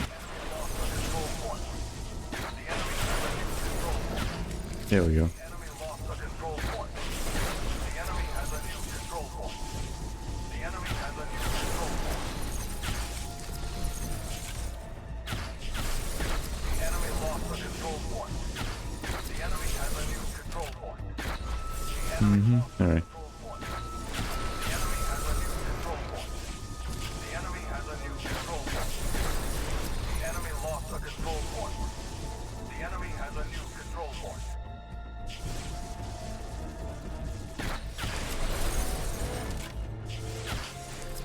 The enemy lost the control point. The enemy has a new control point. The enemy lost the control point. The enemy has a new control point. The enemy lost the control point. All right. That should do it. Now I just need to wait for them to get 100%, get the full control bonus. The enemy lost the control point. The enemy has a new control point. Yeah. Okay. The enemy lost the control point. The enemy has a new control point. The enemy lost the control point. The enemy has There we go. And they make a gag out of it. Yeah. And then they become Right. I'll get like actual 3 shots on characters this in the thing. plot, right? Like they are merchants that Yes, impact to the the point events of that the world. to the point that basically the narrative conclusion of God of War Ragnarok centers around those dudes. Yeah. Yeah, it's a shame the armor system they're predominantly attached to is kind of shit. Yes, yes. Kind of gross. Yeah, it's always an example we go to of 5% doesn't really mean anything to me as a player. Yeah. You Yeah. get 5% more. Juicy Jeff gives $20. Yeah, always. Yeah, they're both getting XP for this. Stands. I'm the weirdo who doesn't want your poo in my bin, because you're the asshat who didn't tie the bag or see a hole in it. Because I'm going to cook in the can or slow it down into a fetid pool. Well, What did you guys talk about last week? well, we were talking about if you're walking your dog and they've done a poo and you picked up the poo with your little plastic poo bag, is it okay to drop it in like someone else's trash bin that they've left on the curb? Because I know I wouldn't care. I know I wouldn't care, but you do, but some people do. Yeah. And I would argue even if you did forget to tie the bag or left a hole in it, who cares? It's trash. Your trash isn't going to be offended by my dog's poo. Yeah, nobody gives a shit if someone else puts their trash onto your trash bin. It's still fucking trash. Nasty smell. But what if it becomes a fetid poo? I do like fetid pool. That's really good. It's a trash bin. Everything in it's already on its way to being a fetid pool. My thing is, if you carry a bag and your dog does a poo, and then you pick the poo up and you tie the bag, you've done 99% of it. So I'm just whatever happens afterwards. At least you did that. Yeah. Whenever Ludo goes for a shit, I'm gonna start walking to Wisconsin and I'm just gonna launch the shit bags through the window. To the window. I'm pro. You can put them in the garbage can. Don't throw them in my window. That's a different thing. You said that's 99% of the way, so I'm doing the extra 1%, which is through your window. That's a window. 1%. That's a real deep 1%. It's a bold capitalized. Listen, the hill I will die on when it comes to dog poo management is that Toffee is a little dog. He only does little poos. Sometimes he only does his little poos on soft dirt. And so sometimes if I don't feel like it's worth getting the bag out, I'll just bury the poo with my foot in the soft dirt, make sure it's properly pressed down, and then it's out of sight, out of mind, and it's not going to bother anyone. So that's all you need to do, I think. It's gonna grow. A tree will grow there. A shit tree. Yeah. A child will pick it up and think it's a magic bean and eat it. Well, good. Teach your children early not to dig around in the dirt. There we go. Sovereign gives €5. Says, to celebrate the return of the archive, I want the dev heads to figure out what the hell Megalopolis, the official video game, would look like. Jesus Christ. Megalopolis, oh I pitched god. it as David Cage's Megalopolis, Oh which my already God. feels like Megalopolis was a David Cage project. Yeah. Not comparing David Cage to Francis Ford Coppola, but Makes you think of those all, like, the really weird age of, like, adventure games back in the 90s. Like when Texas Adventures were doing shit like A Mind Forever Voyaging, where oh yeah. they could just indulge all their really out there ideas because no one was going to have to draw graphics of it. Exactly. Fjorth87 gives 20 Danish kroner and says, "Hi, Jermaine. How do you change your voice in Design Delve?" do you Change mean? what? I talk slightly differently because I'm reading a script and it's slightly different. But other than that, I don't really do much. I guess it also just depends on the mic, maybe. This isn't a Yeah. criticism, but I always think listening to you in Design Delve, you talk like you're about to throw up. Sounds like a criticism. I'm gonna be honest. That sounds It like sounds like a criticism. I'm also trying to understand it. Like You're saying, you'll sort of quickly shift to a different thought by going, and it makes you think you're about to throw up. Maybe he is. Maybe he's always gonna throw up. Maybe he has like a microphone. See, the secret source is that I am about to throw up. That's my secret cap. I'm always about to throw up. No, I definitely have a different voice when I do VO compared to when I do podcasts, and I think that's relatively normal. Well, I have my voice that I'm doing right now Right, for the mine. podcast, and then I There we have go. my audiobook reading voice, which I use when I switch on my diaphragm and I'm reading aloud an audiobook. Yeah. Got real big man, big shoulder vibes. I mean, I think Because of course the diaphragm's important. This is me talking from the back of my mouth when I haven't really switched it on. And this is me talking from the diaphragm. Whoa. You don't sound like you're gonna throw up. I'm proud of you. I kind of am, because that's what talking from the diaphragm is. It's literally making yourself throw up your words from the depths of your stomach. I remember one of the Makes first sense, I videos guess. I did on Second Wind. one of the first comments I got was like somebody being like, "Someone didn't warm up their diaphragm," like I was being a naughty boy. I've never forgotten it. I've never forgotten that comment. Okay, that's a little Now funny. you warm up your diaphragm so much that you're just gonna puke. Yeah. I'm constantly rubbing my chest. And just, Yeah. No, I don't. Yeah, I think it's just the difference of like you're reading a script that is like partly educational versus you're just speaking extemporaneously, mostly. Yeah, and like entertaining. trying to, if you listen to some of my early stuff, and I'm sure this is the same with all of us, it sounds a lot more like I'm reading a script, and I've kind of just found this way of trying to flow from paragraph to paragraph, and as the Artsy has explained, it just sounds like I'm going to be sick. Just- I'm not going to be able to unhear that. That is the challenge of narrating your own stuff, trying not to sound like you're reading from a script. I try to adopt a sort of conversational style when I'm reading aloud my scripts. So sort of just look at the script. So I Guess it was just your tone of voice changes depending on where you're reading from the script or just That's talking why normally. Ludo Yeah, I is guess so. I guess that I also in a tend to way, do like, that as well. wanted a way to talk to something and have something to bounce off of, and it helped a lot in just being able to, a lot of the ums and ahs and the sickness, as you'll describe it, Yas, comes from me talking to Ludo and not really understanding what she's trying to get at, and then trying to move forward. And I like it as much as it sounds like sick. Hell yeah. Oh, Corvus for KTO, member for 5 months in tip jar. Thank you very much. Thanks, Corvus. Bree, or Cry, gives $5. Says the best merchant in Fallout 76 was me. I owned a bar and was a backroom vendor of illegal goods. Long live the Tube Bar. Tube bar. New bar, rise That's up. what you want to do. Tube bar rise up. I like that. I like a game. Are you guys ever, if a game gives you an option of what to be, we talked about this a little bit at before we started, but are you ever a merchant? Like, will you ever choose to be a merchant if you could choose to be something? Yeah, no, I was Would saying you? before we went online about Ultima Online and how that never really got World of Warcraft success because it didn't really get that most people joined the MMO because they wanted to be a kick-ass adventurer, and it had one where you could just be a carpenter or be a blacksmith.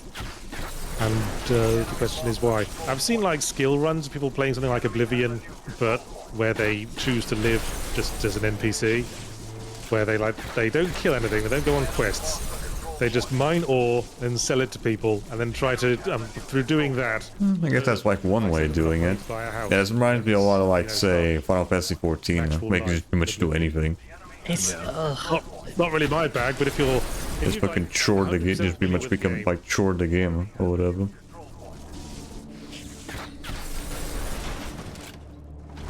And apocalyptically bored, I guess I can sort of see the appeal. I'm torn. Like, half of it, sit in the same place, great. Randomly have people come into that space and accost me to buy my shit, worst nightmare. No thanks. That's a little, yeah, that's tough. That's a tough nut to crack. Yeah, I don't like. I've played games like single player RPGs, like I think the Octopath series and some of the Fire Emblem games. Bravely Default will have a merchant job class. I just never. I don't know. It's like a little too out there. I feel like that's like a kind of a hardcore thing for someone to do on like a second or third run through the game to be like, all right, Well, of course, yeah. try some of these fucked up ones. I mean, Metaphor had a merchant class, but I think the point was you didn't actually do much merchanting as the merchant class.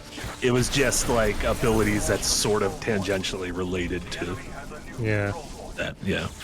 a bit silly. Yes. Yeah. Alex Armstrong gives $2 and says, worst was Just Cause 2. Too many menus to go through. Well, I guess it must have been pretty bad because I don't even remember there being merchants in Just Cause 2. Mostly remember like just flying around doing crazy stunts and blowing shit up. I think Yeah, you might have using been the playing grappler. Just Cause. I think you might have been playing Just Cause 2 wrong, Alex Armstrong. So I have to It's break it almost to like, you. why does a game like this even have a Yes. I mean, I'm gonna have, funny you mentioned that because I'm gonna have to fucking play through Just Cause 2 after, in the bit. So. If I needed to get somewhere fast. But I was already planning on doing Just Cause 2 at some point. So. It's a good game. It's one of my favourites. Yeah. Corvus KTO gives $5. It says, hey lads, can't watch live today, so here's some cash. I finally managed to get caught up with Adventurers 9 in time for Season 4, and it's great. Love y'all. Yes, watch Adventurers 9. The first episode of Season 4, all new stuff, not just re-releases now. All new season started on Saturday. Watch it, you plebs. Hell yeah. Pretty fucking good. Yeah, we filmed it like a year ago. And Ev is every other week. A couple folks asked, is it weekly or bi-weekly? It is going to be every other week. Yes, bi-weekly cool. calls have been twice a week, but when has American English ever been consistent? Exactly. That's a good point. Fortnightly, I'd say. Yeah. But then everyone thinks you're talking about the game. Great game. Kjorth87 gives 50 Danish kroner and says Bannerlord has a dynamic market. Sell 200 horses and you crash the local market. It's a fun game by itself, making a profit and avoiding armies. I love that. Crash the Spell fucking horse 200 market. horses. The See, horse good. That market. is good stuff. Games will let you do that. How did you have 200 horses on here? Where did you keep them? Yeah. Bag of holding. I mean, I sort of appreciated, like, there's a side quest in Kingdom Come 2. Well, not really a side quest, but you go to, like, this town, and your character notes, wow, you've got a lot of horses in your stable. Oh, actually, you've got a weirdly large amount of horses. And it becomes a plot point. Like, it turns out they were actually a bandit gang that had, like, stolen a bunch of horses. I like that. Because, of course, horses are a big thing to have. So it would be weird if you went to a stable and they had 15 to choose from. Yeah. Yeah, you'd be like, what's going on here? This is a little too many horses. Yeah. Lastimosas gives 125 things. I want to say shekels, if memory serves. There is a killable merchant with a save point beside him in Xenogears. If you do and save, you're screwed because there's a boss fight after him. Can't Yeah, be on that like, one. I respect a game where they'll just let you do that. Like in Resident Evil 4, you can kill the merchants. Although I don't know Why would you do that, I don't know though? why you'd want to, but you can. I didn't even realize that. Criticisms I heard of Avowed is that you can't really do anything naughty in towns. Like, you can't attack guards, you can't. Well, merchants. you know... You can't steal. as I s- Well, you can as I steal, but they said- don't react. As I said to you earlier, I kind of like that the game doesn't try to do all that ultra-realism bullshit. Right. kinda like that Like it's just Kingdom about Come being an Deliverance too, adventurer. I guess. And Guess it's just, yeah, I guess like, people just, some people just going to, like, want to have fun, not difficult do quests, like killing realism in their games and shit. So. Collections. I wouldn't I can- call, I like, can- I can having get a that. stealing system and then having someone react to you stealing being ultra realistic. That's just the system working. I guess. Like- it's just, I feel like, we can lose sight of the actual fun part of the game by indulging too much in that sort of thing. Yeah, I don't think just because like a thing exists in other games of a similar ilk, it necessarily needs to exist in every game. But like the stealing is an example. You are stealing. That implies danger when you do a thing, right? You are taking something from someone. And if they don't react to you doing it right in front of them, what is the point in having this stealing? Like, Well, Because what's you the, steal and evolve? I don't even well, know. what's I don't the- even know. I mean, you have to. Once you start worrying about that, you never stop worrying about it. What's the end result? If you just keep stealing, it's like every person in the town will turn against you, and then you can't do any of the quests. I mean, at what point do we need to put the kibosh on this kind of shit? We need to protect we need to protect players from themselves. Put little Okay. bits on their hands so they're not scratching on themselves. Well, quite. Well, perhaps a debate for another time. No. I Alex guess. Armstrong gives $2. Says Borderlands weapons shops confuse me with greens and reds. Yeah. I think you can get through Borderlands without even bothering with shops because like everything you kill. Yeah, is guns as just well. everything You just get drops by you with guns, that. so I don't really guess you don't really buy need really good shops. ones as well.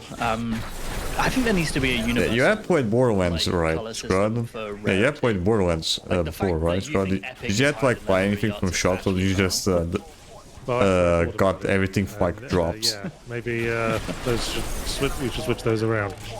I mean, they kind of mean the same thing when you think about it. In a way, yeah.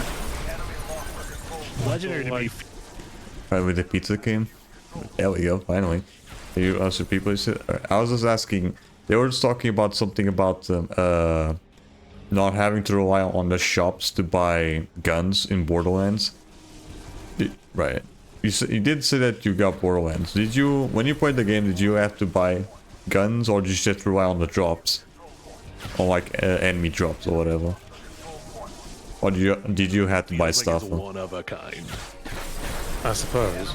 Yeah, it's like legendary, and I think mythic might be. Right. See, that's confusing. What is when you- myths and legends? Both? Okay. I mean, to really break it down, epic doesn't really mean anything in this context. Epic is just a word. Yeah, I mean, I guess you had to like use the shops to like sell old shit. And, yeah, I guess there's that I too. don't think we're ever gonna, as a society, be able to agree upon. This is why there's no universal. I mean, epic as a adjective is kind of misusing the word entirely. Like saying, dude, this sandwich is epic. That's not what epic means. That's not a context in which Sandwiches. it would ever be used. Yeah, but that was like a that was like a slang term that came relatively recently, right? Like 10 years ago. I'm sure that's in the dictionary now as an adjective, right? I hate it. Hate it. The book The Hair that Uncle Heights gives €2. It says, Marcus Munitions got to be my favorite merchant, NGL. That's a Borderlands reference, isn't it? That's Borderlands, I believe, yeah. Yeah, fat guy from Borderlands. Look at that, a couple Borderlands right in a row.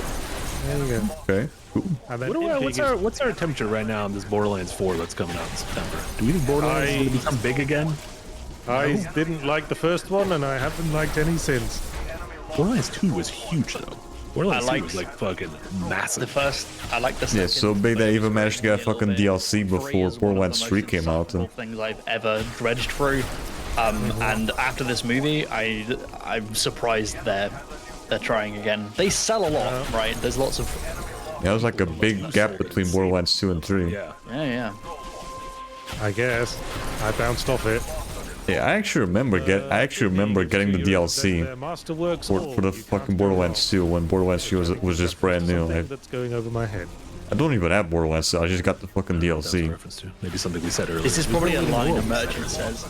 That's what I'm assuming, yeah. Drop us a line in the chat if you know what the fuck that's referencing. Alex Armstrong gives $5. So I need to beat Borderlands 1 and 3. Okay, cool. I still need to play the games at some point. Oh, look at Captain Yesterday over here. Who just that hasn't too. even started playing. Right. Normally I tend to just, Some of us work I in just the go with reviews. games, This whatever the way, fuck I been playing find it for I find ages, on just got Vinted a or review whatever. code. Some of us in fact call them Captain Yesterday because So maybe next time when I go to Sex, I'll probably get like the Game of the Year editions of Borderlands 1 and 2. I don't know, we'll see. Bloody week, as a matter of fact. that being said, congrats on being a captain, Alex. Yeah. I think that might, yeah, we'll see, we'll see. Yeah, They shouldn't be too expensive, the Game of the Year editions, on PS3 at least. Admiral's as high as you go. Admiral, I think it's like Fleet Admiral, and then like Fleet Admiral. I'll think you'll yeah, find I just hope that all the DLCs are on the fucking disc. might be a Or Master, Commander. Yeah, I think they are, but I need to look into it later. The sanctioned British Navy. Yeah, next time I'll go to Sex, I'll see if I can get some copies of the Borderlands games. At least the Game of the Year versions. Can't go wrong. Is Dragon's Dogma. But I don't want to waste money on fucking I'm pretty DLC. sure Admiral of the Fleet is the highest rank in the British Navy. Makes But sense. don't quote me on that. I would never. Sussy Guru 2000, member for 15 months in the Green Gang. PS3 Xbox, you see the Game of the Year versions on this. Okay, yeah, right. Have coin. Any Game of the Year. Okay. You know what? Right. No one's touching I that mean, right wheel it except for depends. you, and you're It's all not all Game of the Year editions have everything on the disc. Sometimes it's a fucking voucher I code. believe that is an Elder Yeah. Scrolls, according to my It's Google. an A good example of that is the fucking Game of the Year edition of Marvel Spider-Man. But I don't know what the fuck that The is. Insomniac game, that fucking thing is a fucking voucher code. A Turkish gamer gives €11.99 and says there is this indie game that was released last year called Cons. So you can't fucking get it second hand. The game had world building with its currency, which are packets of cigarettes. I like that. Yeah, and Yahtzee tries like ages ago. I like Welcome the idea once that you again, can Captain Yesterday. Gosh, we're getting lots of visits from Captain Yesterday today. several captains. Captains yesterday is the plural of Oh my Captain God. Yesterday. It's not Captain Yesterday. I like a funky currency. I like a currency. Yeah, we'll see. I'm gonna have to look up It's later different how to much gold or expensive fucking the Game of the Years are. $50. Do you? I also like a currency that you can then smoke. Like you should be able to use cigarettes to like calm your nerves in the game. Oh, And then you, like, wasn't it?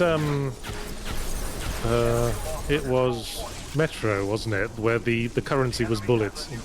Right, the old Metro games, I think. That being said, I don't want too many currencies in a single game. I don't want like No, 10 different types of things I'm carrying around and being like, wait, does this PS2 take version of blue Born coins? wasn't Do I that have blue much. coins? Get out. Well, I think that much I know, yeah. It's just, I think it was Borderlands 2 and 3 that still added a lot more shit for you to worry about. Where you've got a million different currencies, Yeah. and you need 5 euros. But with Borderlands $2, games, I think the online shit is just like co-op, right? Yeah, I'm pretty sure most you can get all the trophies by yourself, but you can also do it in co-op. Like a Souls-like or RE4, but voiced by Norm Macdonald or Gilbert Gottfried. I mean, that kind of was the merchant in RE4, Fox D. It's kind of Yeah, cool. it's Yeah, I don't think those games have fucking Also, there's online to plenty of them. weirdos in Souls games. Yeah, yeah. Like Patches. Gavlan Wheel, Gavlan Deal. Yeah, you just go, okay, yeah.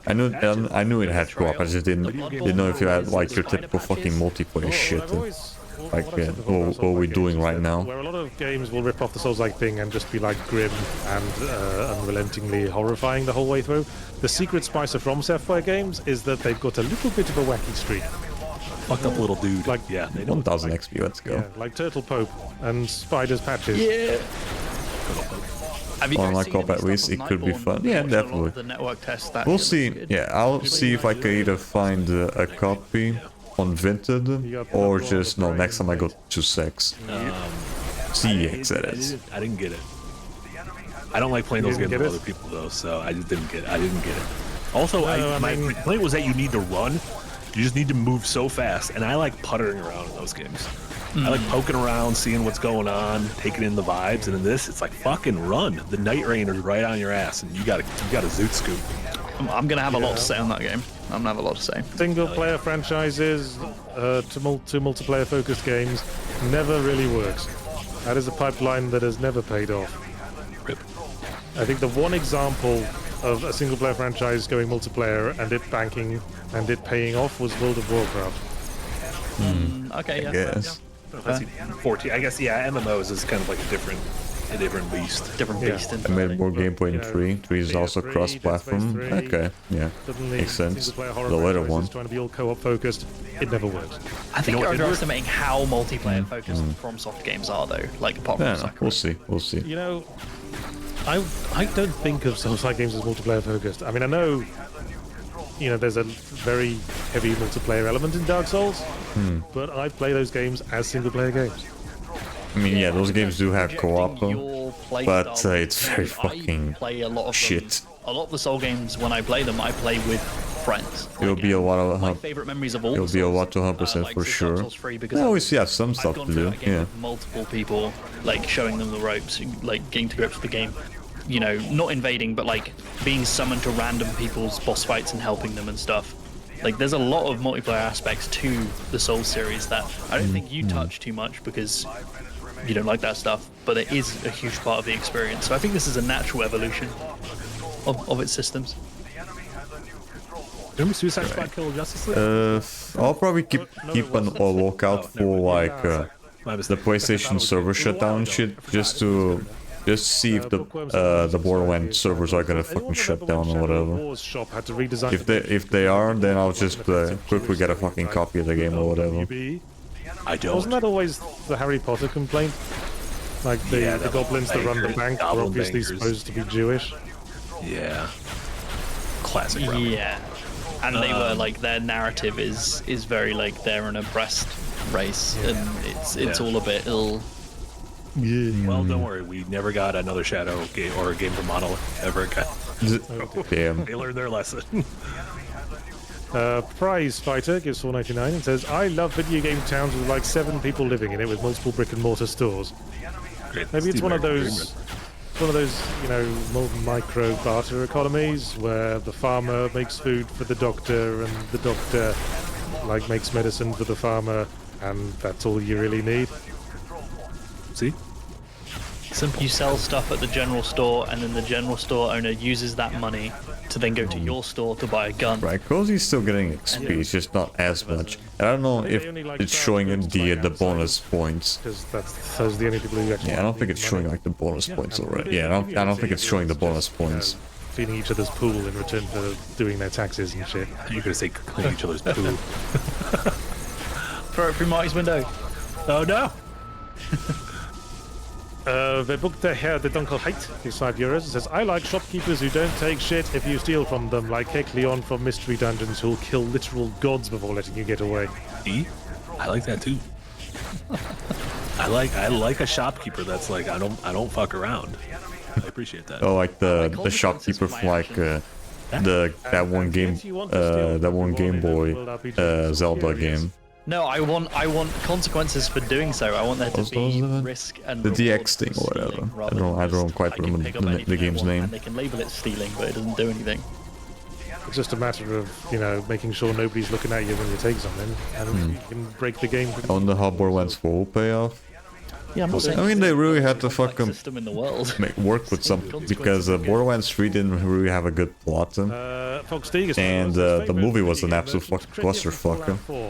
So they really had to fucking work on it. To wonderful effects to sell guns and other implements of death. My goodness, Ashley Birch has voices other than her manic crazy voice.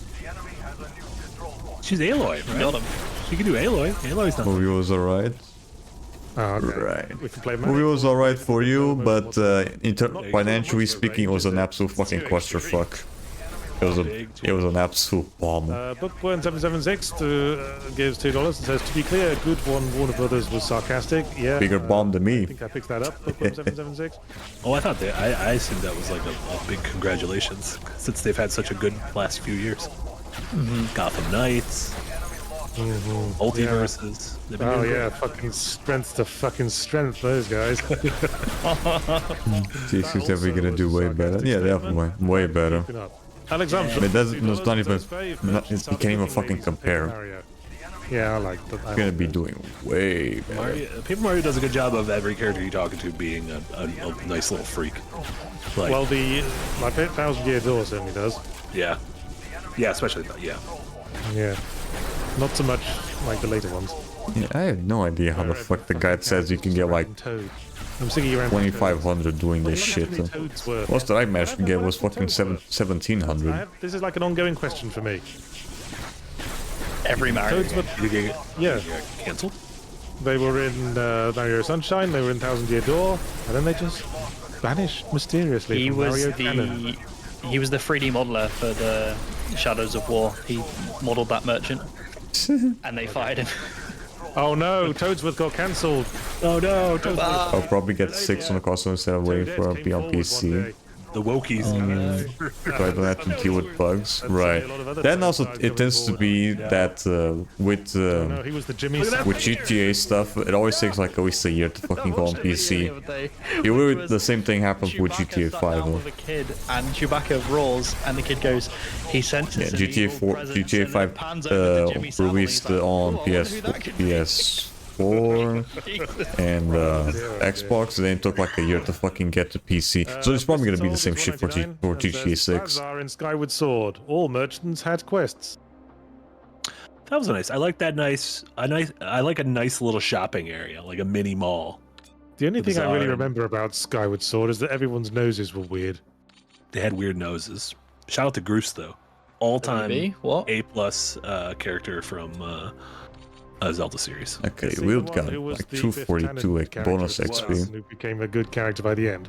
He was. Shout out to Right, Groose. so yeah, you managed to get like 1700 Alex as well. Armstrong gives $5 and says, as weird as Yen Sid is for changing Sora's clothes, at least he's not teleporting him to a tundra or in a grave like that wizard in Curse of Eternia. So Some deep cuts there. now Fuck, it's Firstly, Groose. referencing my Kingdom Hearts video that is still available only to Patreons. Plug. And also referencing Curse of Enchantia, which is an obscure 90s DOS adventure game that I once did on my Let's Drown Out channel. Oh, I've never even heard of Curse of Enchantia. I know what Yen It's- Sid though. Can't stop me from that Yen Sid. It's not widely known, no. Susiguru 2000 gives €5 and says, in Reciteer, you also have to hire an adventurer to get the loot you sell out of the dungeon, and you have to get them their gear too. I know. I liked Reciteer. So it's almost like you're in that you're kind of being like you're like running a whole business then. Yeah, well, that's what you are. That's what you are doing. You are running a whole business. Yeah, You Well, like subcontracts to adventurers to get you stuff. I like that. That's neat. Dr. Theo gives $5 and says Persona 5 has a good merchant system. Not only is the presentation No, great, I but you can't can hang switch out with the those fucking merchants for things. story and bonuses for shopping. Right, I had to wait for a wheel to fucking switch. Well, So as good. long as you don't think there's anything slightly sus about a high school dude hanging out with a mysterious okay. underworld figure. Yep, there we go. Or starting to date his doctor who's giving him like illicit substances. Yes, that's a Yeah. little bit weird as well. Yeah. Ryan Betts gives $5 and says, if a video game merchant sold only British sweets that Marty isn't familiar with, what would some of those things be? Here's some dollars for Marty's pain. Oh, how about some mint imperials? Do you think they would sell mint yeah. imperials, Jay? Yeah, or wine gums.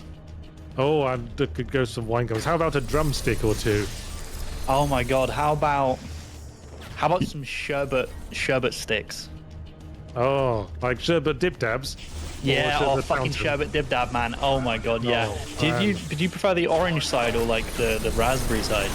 I could never decide. I think I was more of a sherbet fountain man with the licorice stick down the middle. Yeah, okay. Licorice all sorts. How about them?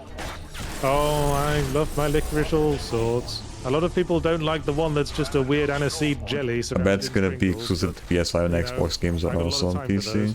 They're my favorite. I don't think they're gonna be doing exclusivity. I absolutely love those. Yeah, I think Rockstar knows better to not do PS5 exclusives. Otherwise, is it gonna work?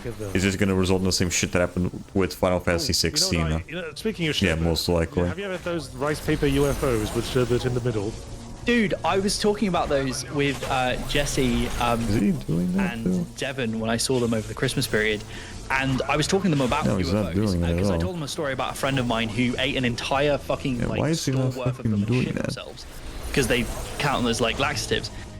And we were laughing about that. And the next day they went to the store and they came back and they had some, but instead of the UFOs being full of sherbet, it was full of like these tiny balls, like nerds. And I was like, yeah, these aren't right. These aren't right. That's not the same. That's not the Is he same not at all. repairing? But it's crazy they found those wafer like UFO like containers. It's You're awesome. not repairing, dude? Oh, you know what's also good? Well, repair. Sodomizing beautiful Filipino boys. Agreed. Another wonderful British pastime. You know what? I think Marty really likes sodomizing beautiful Filipino boys as well. Agreed. Where did that come from? I was just trying to, I noticed you stopped paying attention, so I was trying to infect your subconscious. I did stop paying attention. I'm back on board as soon as we finish. Okay. What are you playing? I got my little Retroid pocket. I got fucking everything on here. Let me tell you, Retroid. I got in right under the wire before those tariffs too. Let me tell you, I got every game on there. It's very legal too. Yay, society's collapsing. Tsunami Dusha, society's not collapsing just yet because he's given us $20 and hasn't said let's anything. push that one. So some things remain the same. Yay! Thank you so much, Shinami Disha. And then the book there, the Dunkel Height gives €2 and says, shout out to Deppy Dave, our favourite mad neighbour. Okay. Jeez, we're not your personal messaging service, the book there, the Dunkel Height. Who's Deppy Dave? Oh, Deppy Dave is no. Deppy Dave is the crazy guy with the pot on his head from Plants vs Zombies. Oh, okay. You remember your weirdo neighbor in Plants vs Zombies? I have never played Plants vs Zombies. You never played the original one? I've heard good things. Gem. A gem. Nidorum gives $10 and says, love the archive video, Marty. With digital games being increasingly pulled, physical media becomes more and more important for video game preservation. Can physical Come games on. continue without consoles?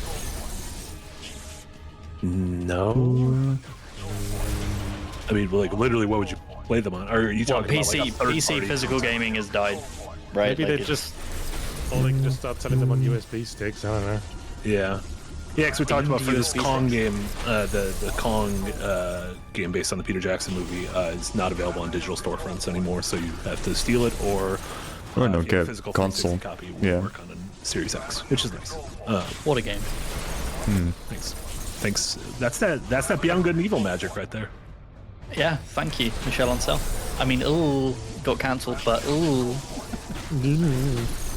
I guess it also works. I mean, it's possible to still enjoy the work of someone who's been cancelled. It's possible to acknowledge Definitely the fact that Rock and Roll Part 2 is still a pretty funky song. And that Harry Potter is an integral part to most people's childhood.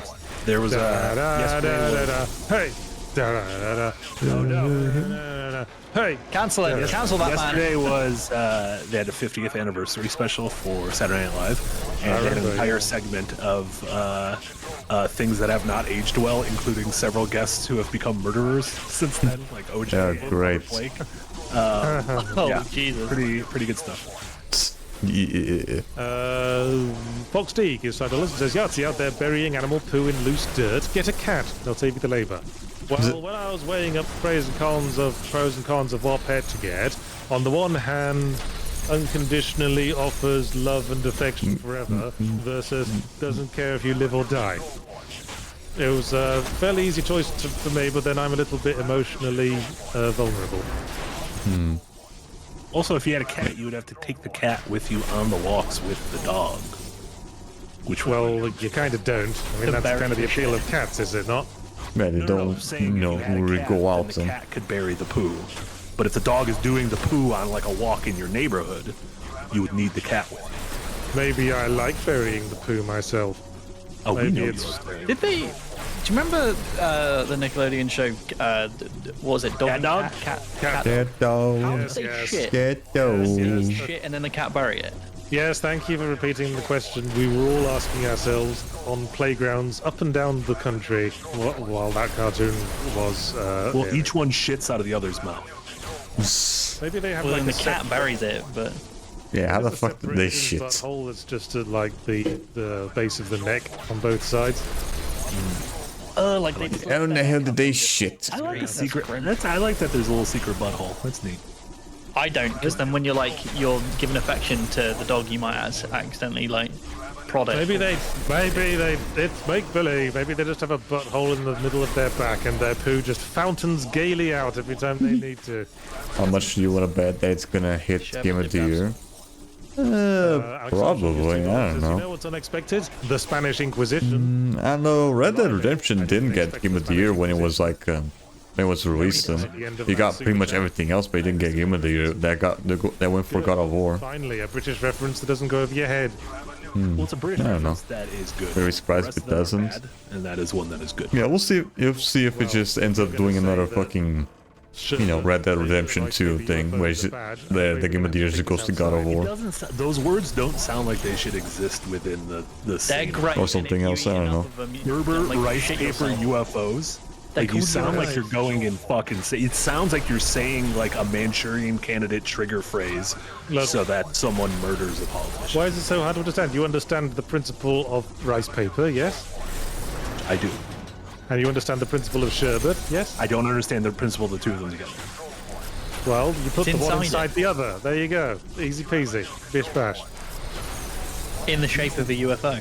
You guys should get a better culture. Better culture. This is coming as an American who's got history's worst Yes. culture. Yes, history's worst. Yeah, well, British culture is going to continue after this country collapses. Nah, we've- cat dog will be here forever. And guess what, Marty? Me and Yachts can just move back when this country starts going to even more shit. You can't. Exactly, yeah. We've got places to go. If you're nice enough to us, we might take you with us. Yeah. I still got. Want to go and live in a nice, stable country that's existed in one form or another since like 0 BC. No one's country is stable. Whether Okay, that's a No cool one's one. country is good. At least that one you press quickly. know. There's one on top, one on the bottom. Right, okay. Other country by sea. You Yeah, we press That's quickly pretty good that for way. stability, Okay. Easter Island.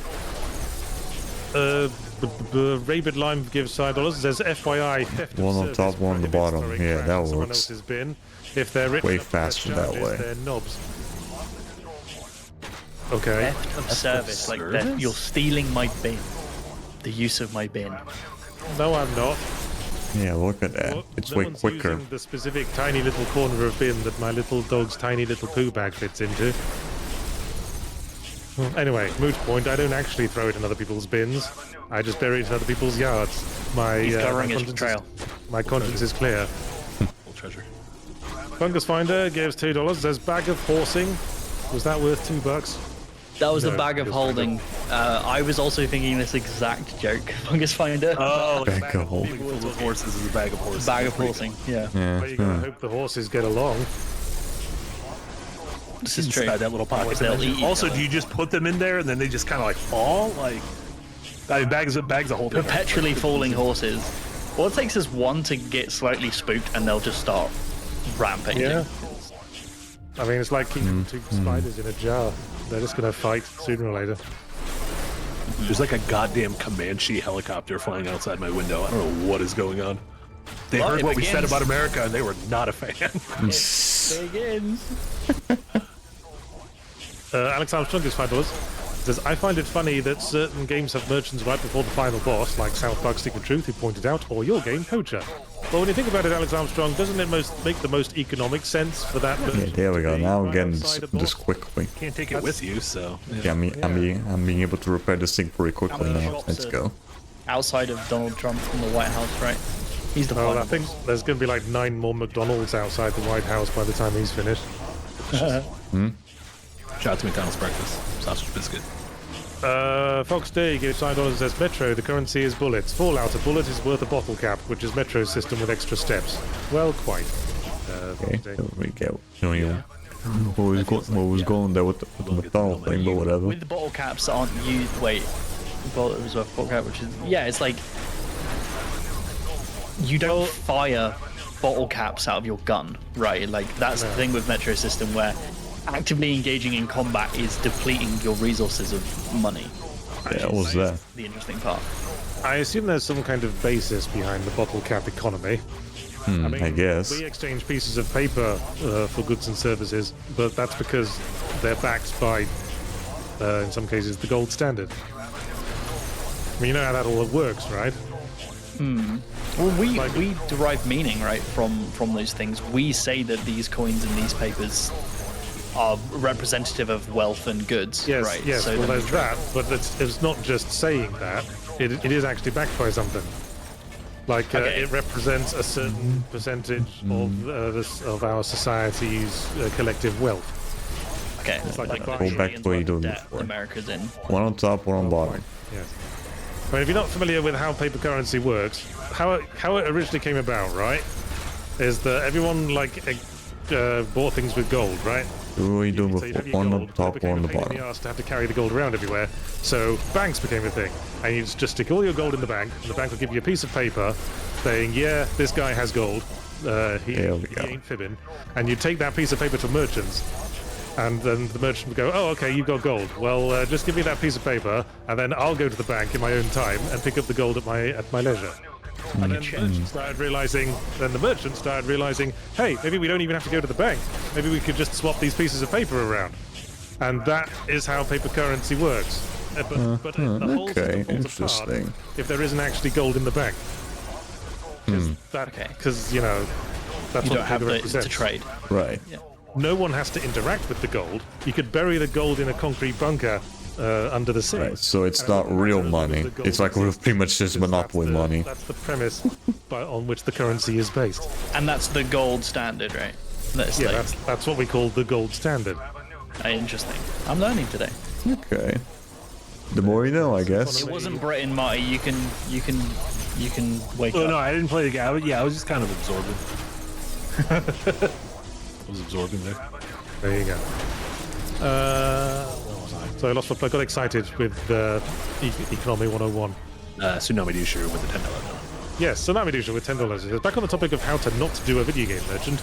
No, that's too low. No, that's too low. I don't need business from cheapskates. Get out. Star Fox Adventures. Have a nice week. This one is insane because you go in there and you gotta kind of guess what the price of a thing is gonna be. That's how Moonlighter works. It's fucking stupid though. Like Star the Fox worst Adventures, haggle I of don't all. know what is going on. There's this goddamn dino and he'll just get frustrated and tell you to leave every once in a while. Just tell me just what the tell me how fuck much a you thing want. is worth and I'll pay it. Right. That's just a way to just use the fucking emulator. Just use the fucking going back thing from like an emulator. So they don't waste money or whatever. Or some I don't shit. trust dinos to be small business owners. I know that's like a hot take, but What about big business owners, man? oh, hachi bachi, little Brontos.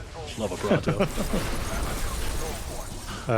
Was Up 84 gives $5 and says, an adventurous nice side quest where Marty has to help Mr. Bean shop for British sweets. You know, I've been watching Taskmaster lately, and that does feel like a Taskmaster round. Says, we have in this room an American. Your task is to understand explain to this American what are the best British sweets, and then establish what that American's favorite British sweet is.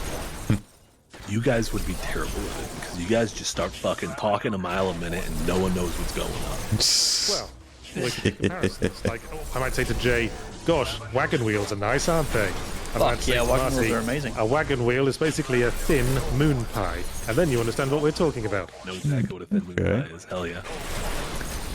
He's on board. Hell yeah. Love a little waning moon pie. S6 gives $10 and says, are there any games where you play as a video game merchant? Oh, another captain yesterday has entered the conversation. An MMORPG where you could become a video game merchant for your fellow players, not just trading, role-playing as typical NPC merchant. Well, that's like EVE Online, isn't it? Player-driven economy and all that. Yeah. There's also this game that Eric's showing right now is one that's been on my wish list. I think it's coming out next month, called Merchant 64.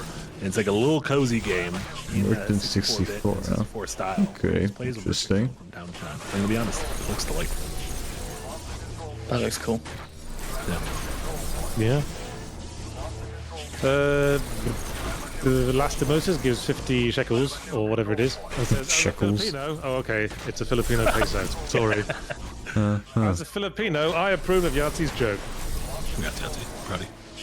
Yes. Now let's see if you remember. Let's see if you remember what that currency is in 1 week's time. Yeah. yeah. If you remember what wagon wheels are in 1 week's time. Thin moon pies. There A you go. waning moon pie, as he said. A waning moon pie. Listen, I remembered it after 2 minutes. That's a start. Robert Middleton gives £10 and says, off topic, what are your thoughts on crafting mechanics? Do you dread it as soon as it's mentioned, or do you give it a chance? Also, what in your opinion is the most pointless crafting mechanic? I got good news for you, Robert Middleton. I have an episode of Semi-Ramblematic coming up this very week on this very subject. Incredible. Okay, interesting. Robert, What this is just timing? for you. We didn't know what this week's episode was going to be. What and then good because of timing, that I guess. 10-pound dono. We now know what it's going to be. Yes. Yeah, it was kind of Inspired springboarding by, off Eternal Strands. Eternal Strands. Yeah. Yes. Getting, I have a lot to say on the crafting systems, but just like with most things in Semi-Emblematic, I'll watch it and go, for fuck's sake, Yats has just said everything I have to say on the subject, so I'm like, Sorry. well, I'm scrapping that video. I also remember doing 23 Game Awards. Spider-Man 2 didn't get a single award despite having multiple nominations. I mean, I guess they're probably just better games. I don't know. Sue me, I'm articulate. I don't know. I mean, 2023 had some really good games that year, so better culture than the US. I guess some. I noticed they I guess getting nominated is already better than nothing. because that's how it's spelled. But yeah, around that time, there was already some really good contenders. So Spider-Man was probably About the H? gonna get left out. H's are expensive. Although it's kind of weird that it didn't get a single one though. Very weird. Well, you're not doing a good job of it. Catherine Reutz gives $10 and says, no, sherbet means sorbet in the US, not the magic powder stuff maybe Brits have.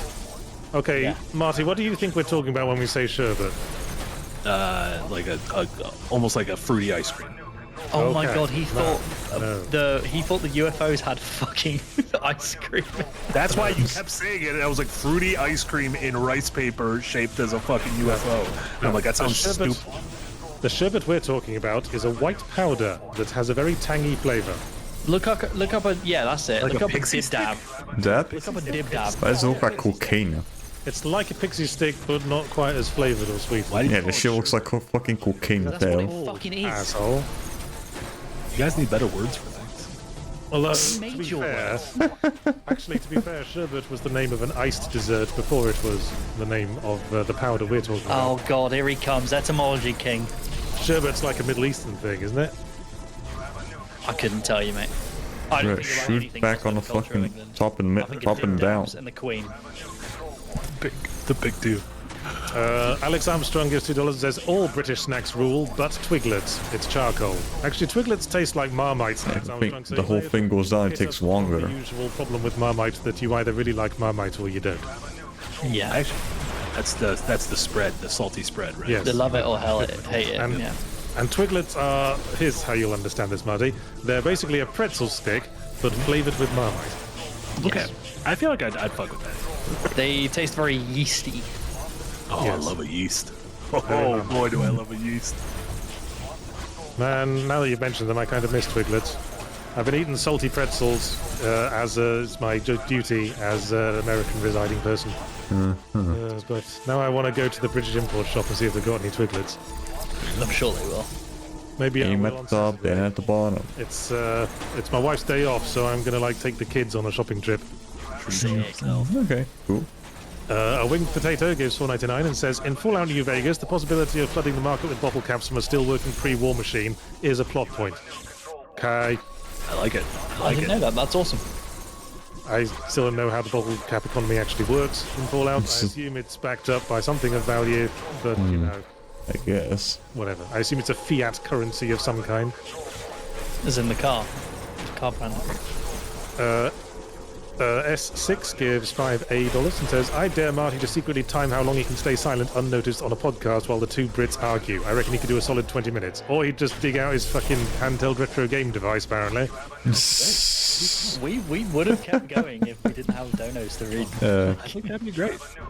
Let me just be a third on a podcast where I don't have to do anything. That sounds delightful. Let Marty have a day off. Give the boy a day off. He doesn't get them unless he's ill. So like, I just laid it. I mean, that's the thing with working online. You never get a break. And Fox T gives $5. And this is the last super chat and says, I miss the old merchant trader games like Patrician, Merchant Prince, and Port Royale. Those need to make a comeback. Man, I had Patrician on my old Amiga when I was a kid, and for the life of me, I can't remember why I bought it because I couldn't get my head around it in the slightest. I guess It's you a- thought you could. It's a very boring dad game where you're like fucking, what's his name, Lorenzo de Medici in like 14th century Florence, Sounds like it. and I had just no idea what the fuck I was doing. That's what. I just knew That's what I there would was do. I just knew there was a button where you could throw a party, and I just do that over and over again. I'm like, hey, everyone loves me because I like to throw parties.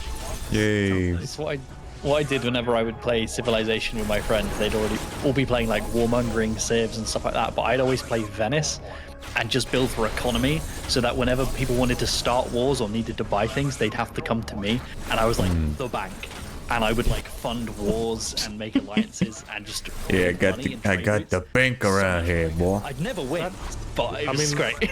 I mean, that's basically how the city-states worked back in like Medici's time. awesome. So cool. All right. Well, that's it for super chats for now, unless someone wants to have the last word. So while we wait for someone to decide if they're going to do that, thanks for listening to the Windbreakers podcast. As always, tons of content this week on Second Wind. We've just got content leaking out of our tear ducts. We've got so much of the fucking stuff. Hell yeah. Let me again remind everyone to check out Adventurers Nigh Season 4, Episode 1 that went out on Saturday. If you ain't keeping up with Adventurers Nigh, poor crikey, you're missing out. There's so much production and we have so much fun making it. It's like the little jewel in our crown. Not quite the money maker at the moment, but hell, if you're not doing this to make shit we like making, what the fuck are we doing this for, you know? And also, you guys could make it the moneymaker by watching it and spreading the fucking good word. It's like Yes, the and highest watch people production watch. value thing we make, and nearly everyone at the company has touched it. yeah, That's and not we all If you go to your local Best Buy and just put it on all the TVs and laptops, there, Agreed. fucking make them watch Yeah. it. And then watch it and then go, oh gosh, I loved that. I loved it so much, I'm going to support the Patreon to ensure that these fine people can continue making it. That would be a good thing to That do. $5 tier and above, and you get fucking ad-free pods, you get weekly columns, you get monthly videos like Yahtzee reading the entire description of the Kingdom Hearts series. Yeah, great. He's gonna be dead for fucking ever. Ooh, doggy indeed. Look how excited Toffee is about the prospect. Incredibly Oh, excited. look at the Get Ludo. glimmer in that eye. Yes, as for what's coming up this week, I've got my fully ramblomatic on Pirate Yakuza, or Yakuza Pirate, whichever way around it's supposed to go. That's coming out on Wednesday. So I don't even know. I believe it's called Like a Dragon, Pirate Yakuza in Hawaii.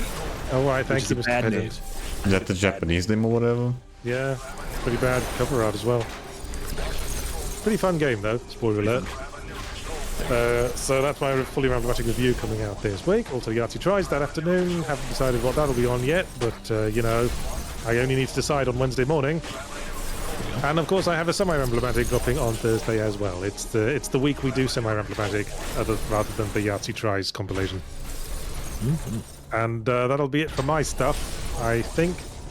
So, Umasi, Hell yeah. what other stuff? As we alluded to earlier, the latest episode of The Archive went up this morning on the 2005 Ubisoft Peter Jackson, the King Kong the movie, the official game of the movie. Jesse Schwartz did an incredible job title. that, so check that out. And we should be back to somewhat regular monthly-ish schedule for that. I'm already banging away at the next one, so good stuff there. Yeah, just some of the shits thing because I need to fucking play that game at some point. I first need to get it though. Gems later this evening. Rewind tomorrow. We'll be talking about the new Captain America movie. And let me tell you, to the shock of me, someone on the podcast enjoyed the movie. I'm not gonna tell you who it was, but to the shock of me, the shock when I learned that someone enjoyed the new Captain America. That's wild. Don't they know it's not cool to like Marvel movies anymore? Apparently someone didn't get the memo, so that'll be a fun one. And then tomorrow afternoon, 3 p.m. Central, Nick and Jenna are going to be playing Avowed, the aforementioned Avowed, a couple hours of it. Then normal streams the rest of the week, Firelink, Liza P, normal time on Thursday, Super Metroid, normal time on Thursday. And then for members of our $50 Phoenix tier, of course, we're doing our Patreon movie night this Thursday at 3 p.m. Central. We'll give another reminder in the Discord, but Jack has a secret movie. He hasn't even told me what the movie's going to be, and I swear to God, if it's a new Captain America movie, I'm just going to knock it. I don't want to watch that movie again. He's been very coy, old Jack. Yeah. He didn't even tell us what He didn't tell us. planning put on. Yeah. All right, interesting. Private Leeds meeting this morning, and he didn't even tell us then. Taking it to the grave. What a juice. Jay, what do you got going? Yeah, nothing much for me. Usually there would be a design delve this Friday, but no, there is one next Monday. Again, we're moving them to Mondays. So yeah, you've got my previous one to check out. We got Dev Heads where we had one of the senior designers from Kingdom Come Deliverance 2 came on Friday to hang out and talk about designing a realistic RPG and making that fun. That was really fun. Next week, how's nailed jelly to the ceiling? Exactly. Other than that, yeah, normal streams. We got loads of stuff this week, as these two lovely gents have said already. But yeah, just have to wait till Monday for Design Delve to hear me sounding like I'm being sick. Right. All right. Yeah, you're never going to let me forget that I said that, are you? I'm never going to let myself forget that. And Gilon Yetich gives a last-minute super chat, gives $5, says, last word, thanks for stream. Oh, thanks, Geldon. Oh, yeah. And, well, that'll be it then. Bye, everyone. Bye, See dogs. you soon. Goodbye, several dogs.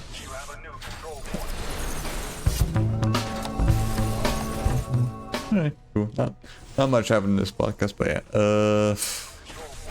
I'll do this one more match, then I'll do the rest off stream. Yeah. I can put like, I could probably do like one more round. Yeah.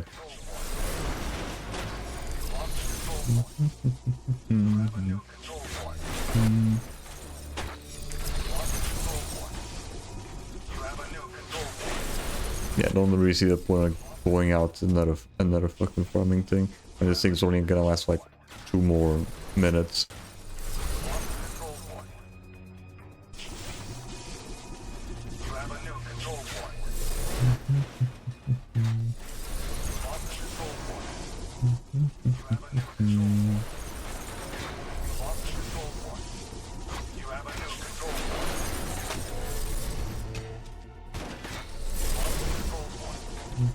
How's he doing? Okay, he's getting like almost 1,000. Yeah, all of us are getting XP. It's just the one that's not doing anything is getting the least. I think, yeah.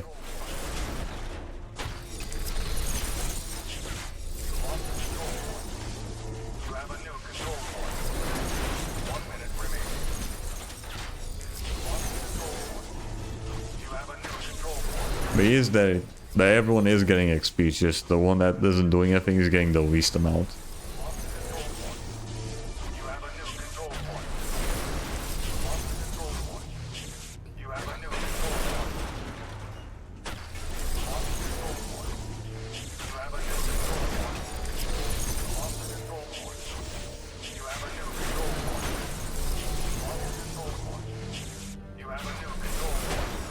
Yeah, I don't get why you couldn't just fucking keep going for the one top then one bottom. Fuck making the quickest. That's all.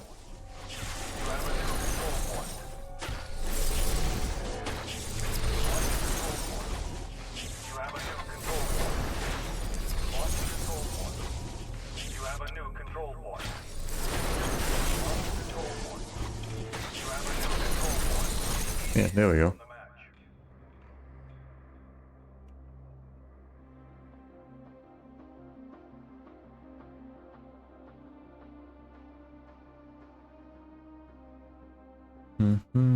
Alright. Goes win, no problem. Kill an enemy while at full health. There we go.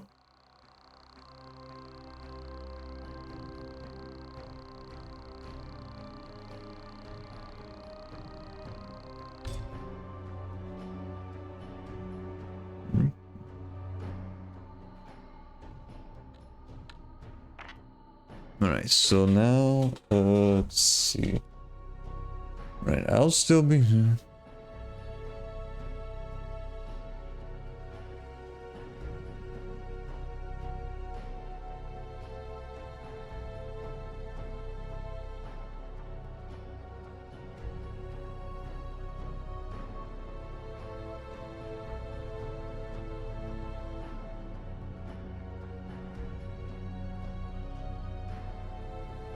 Alright, so yeah, now Cozy switches with the weed, and I'll be AFK.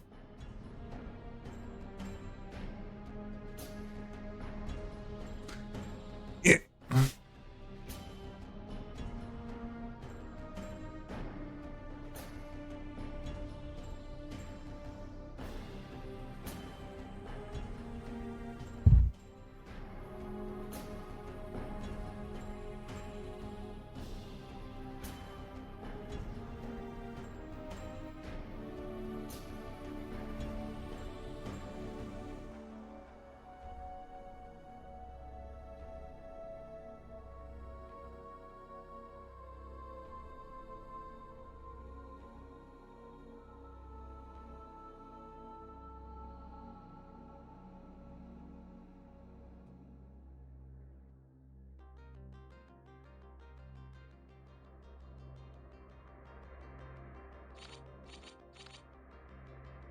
So weed.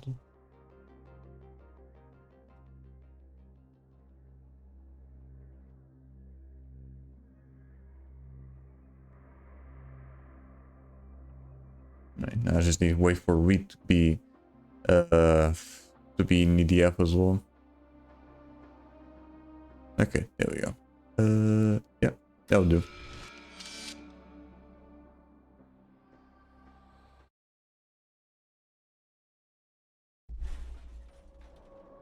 Right. Even when I'm in AFK, I'm still getting XP. I think so, yeah. As long as I'm close by. Yeah, as long as I'm close enough, I should still be able to get some XP going.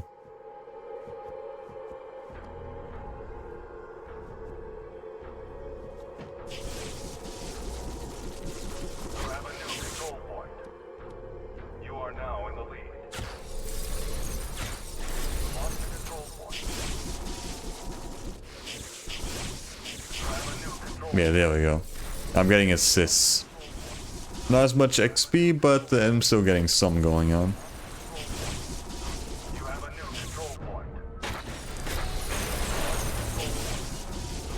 Yeah, there we go. Alright. While they do that, I'll just end stream. Alright.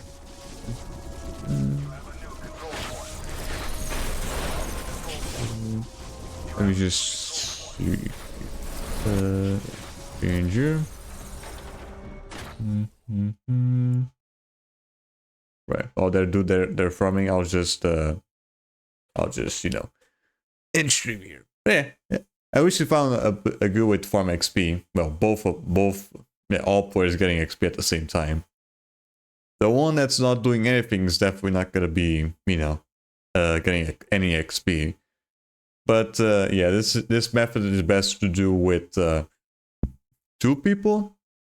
But the third or fourth person don't really affected. They're only really there to just get a little bit of XP, and that's about it. The ones that are gonna be getting the most of it is just the ones that are actually, you know, repairing and destroying. Yeah. Let's see. All right. Now let's just change it. There we go. So yeah, that's gonna be it for this session of Red Faction Guerilla. We are doing good XP though. Yeah, hopefully tomorrow I can farm a bit more.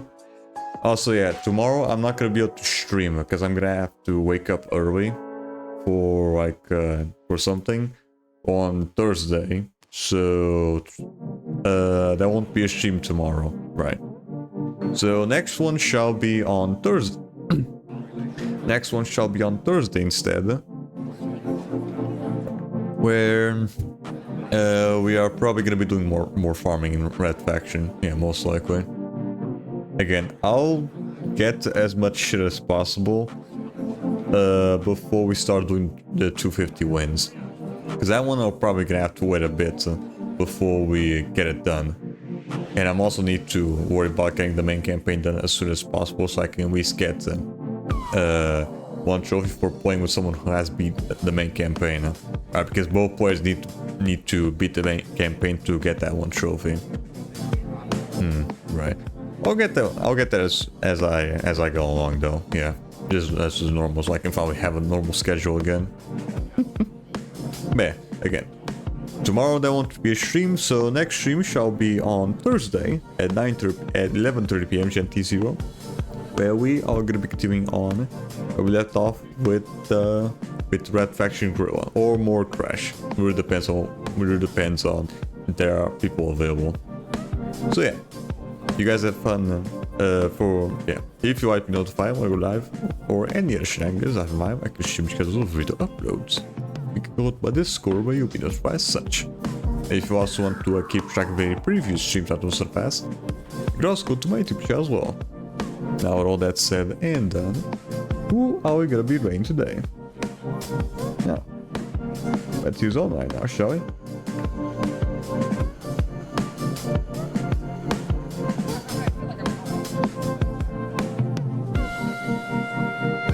Let's see here, who's on?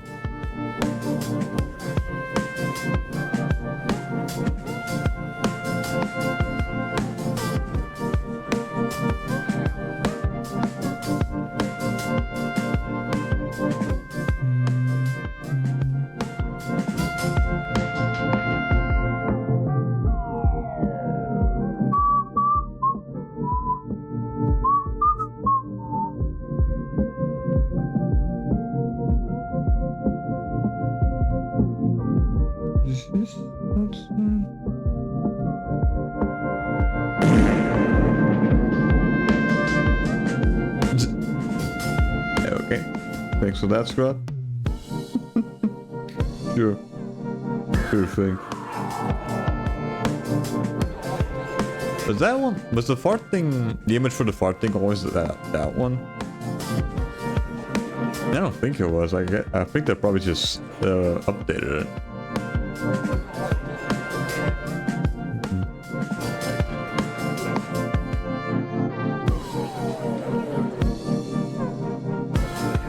Yeah, screw it, why not?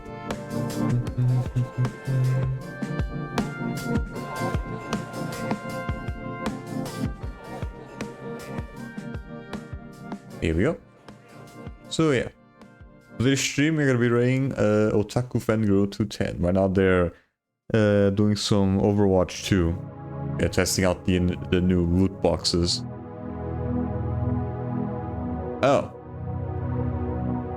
Oh, I didn't even see it. Alright, hold on. Sorry about that. Hold on. I didn't even see it. Okay, sir. Yes. Cyrus Flame.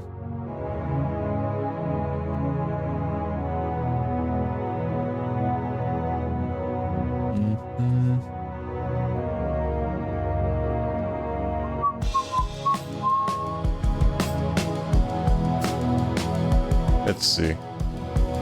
There we go. Alright. Is that what we will be raiding Cyrus Flame? Right now they're going through... I think they're almost done with It Takes Two. Yeah, I think so. They're just there in the area getting the instruments. Yeah, I think so. So they're pretty much almost done with the game. Huh? So yeah. You guys have fun with Cyrus Flame. Have yourselves a merry day. And as always, have a good one. Bye. Bye-bye. See ya. Have a good one. Bye. Bye-bye. See ya.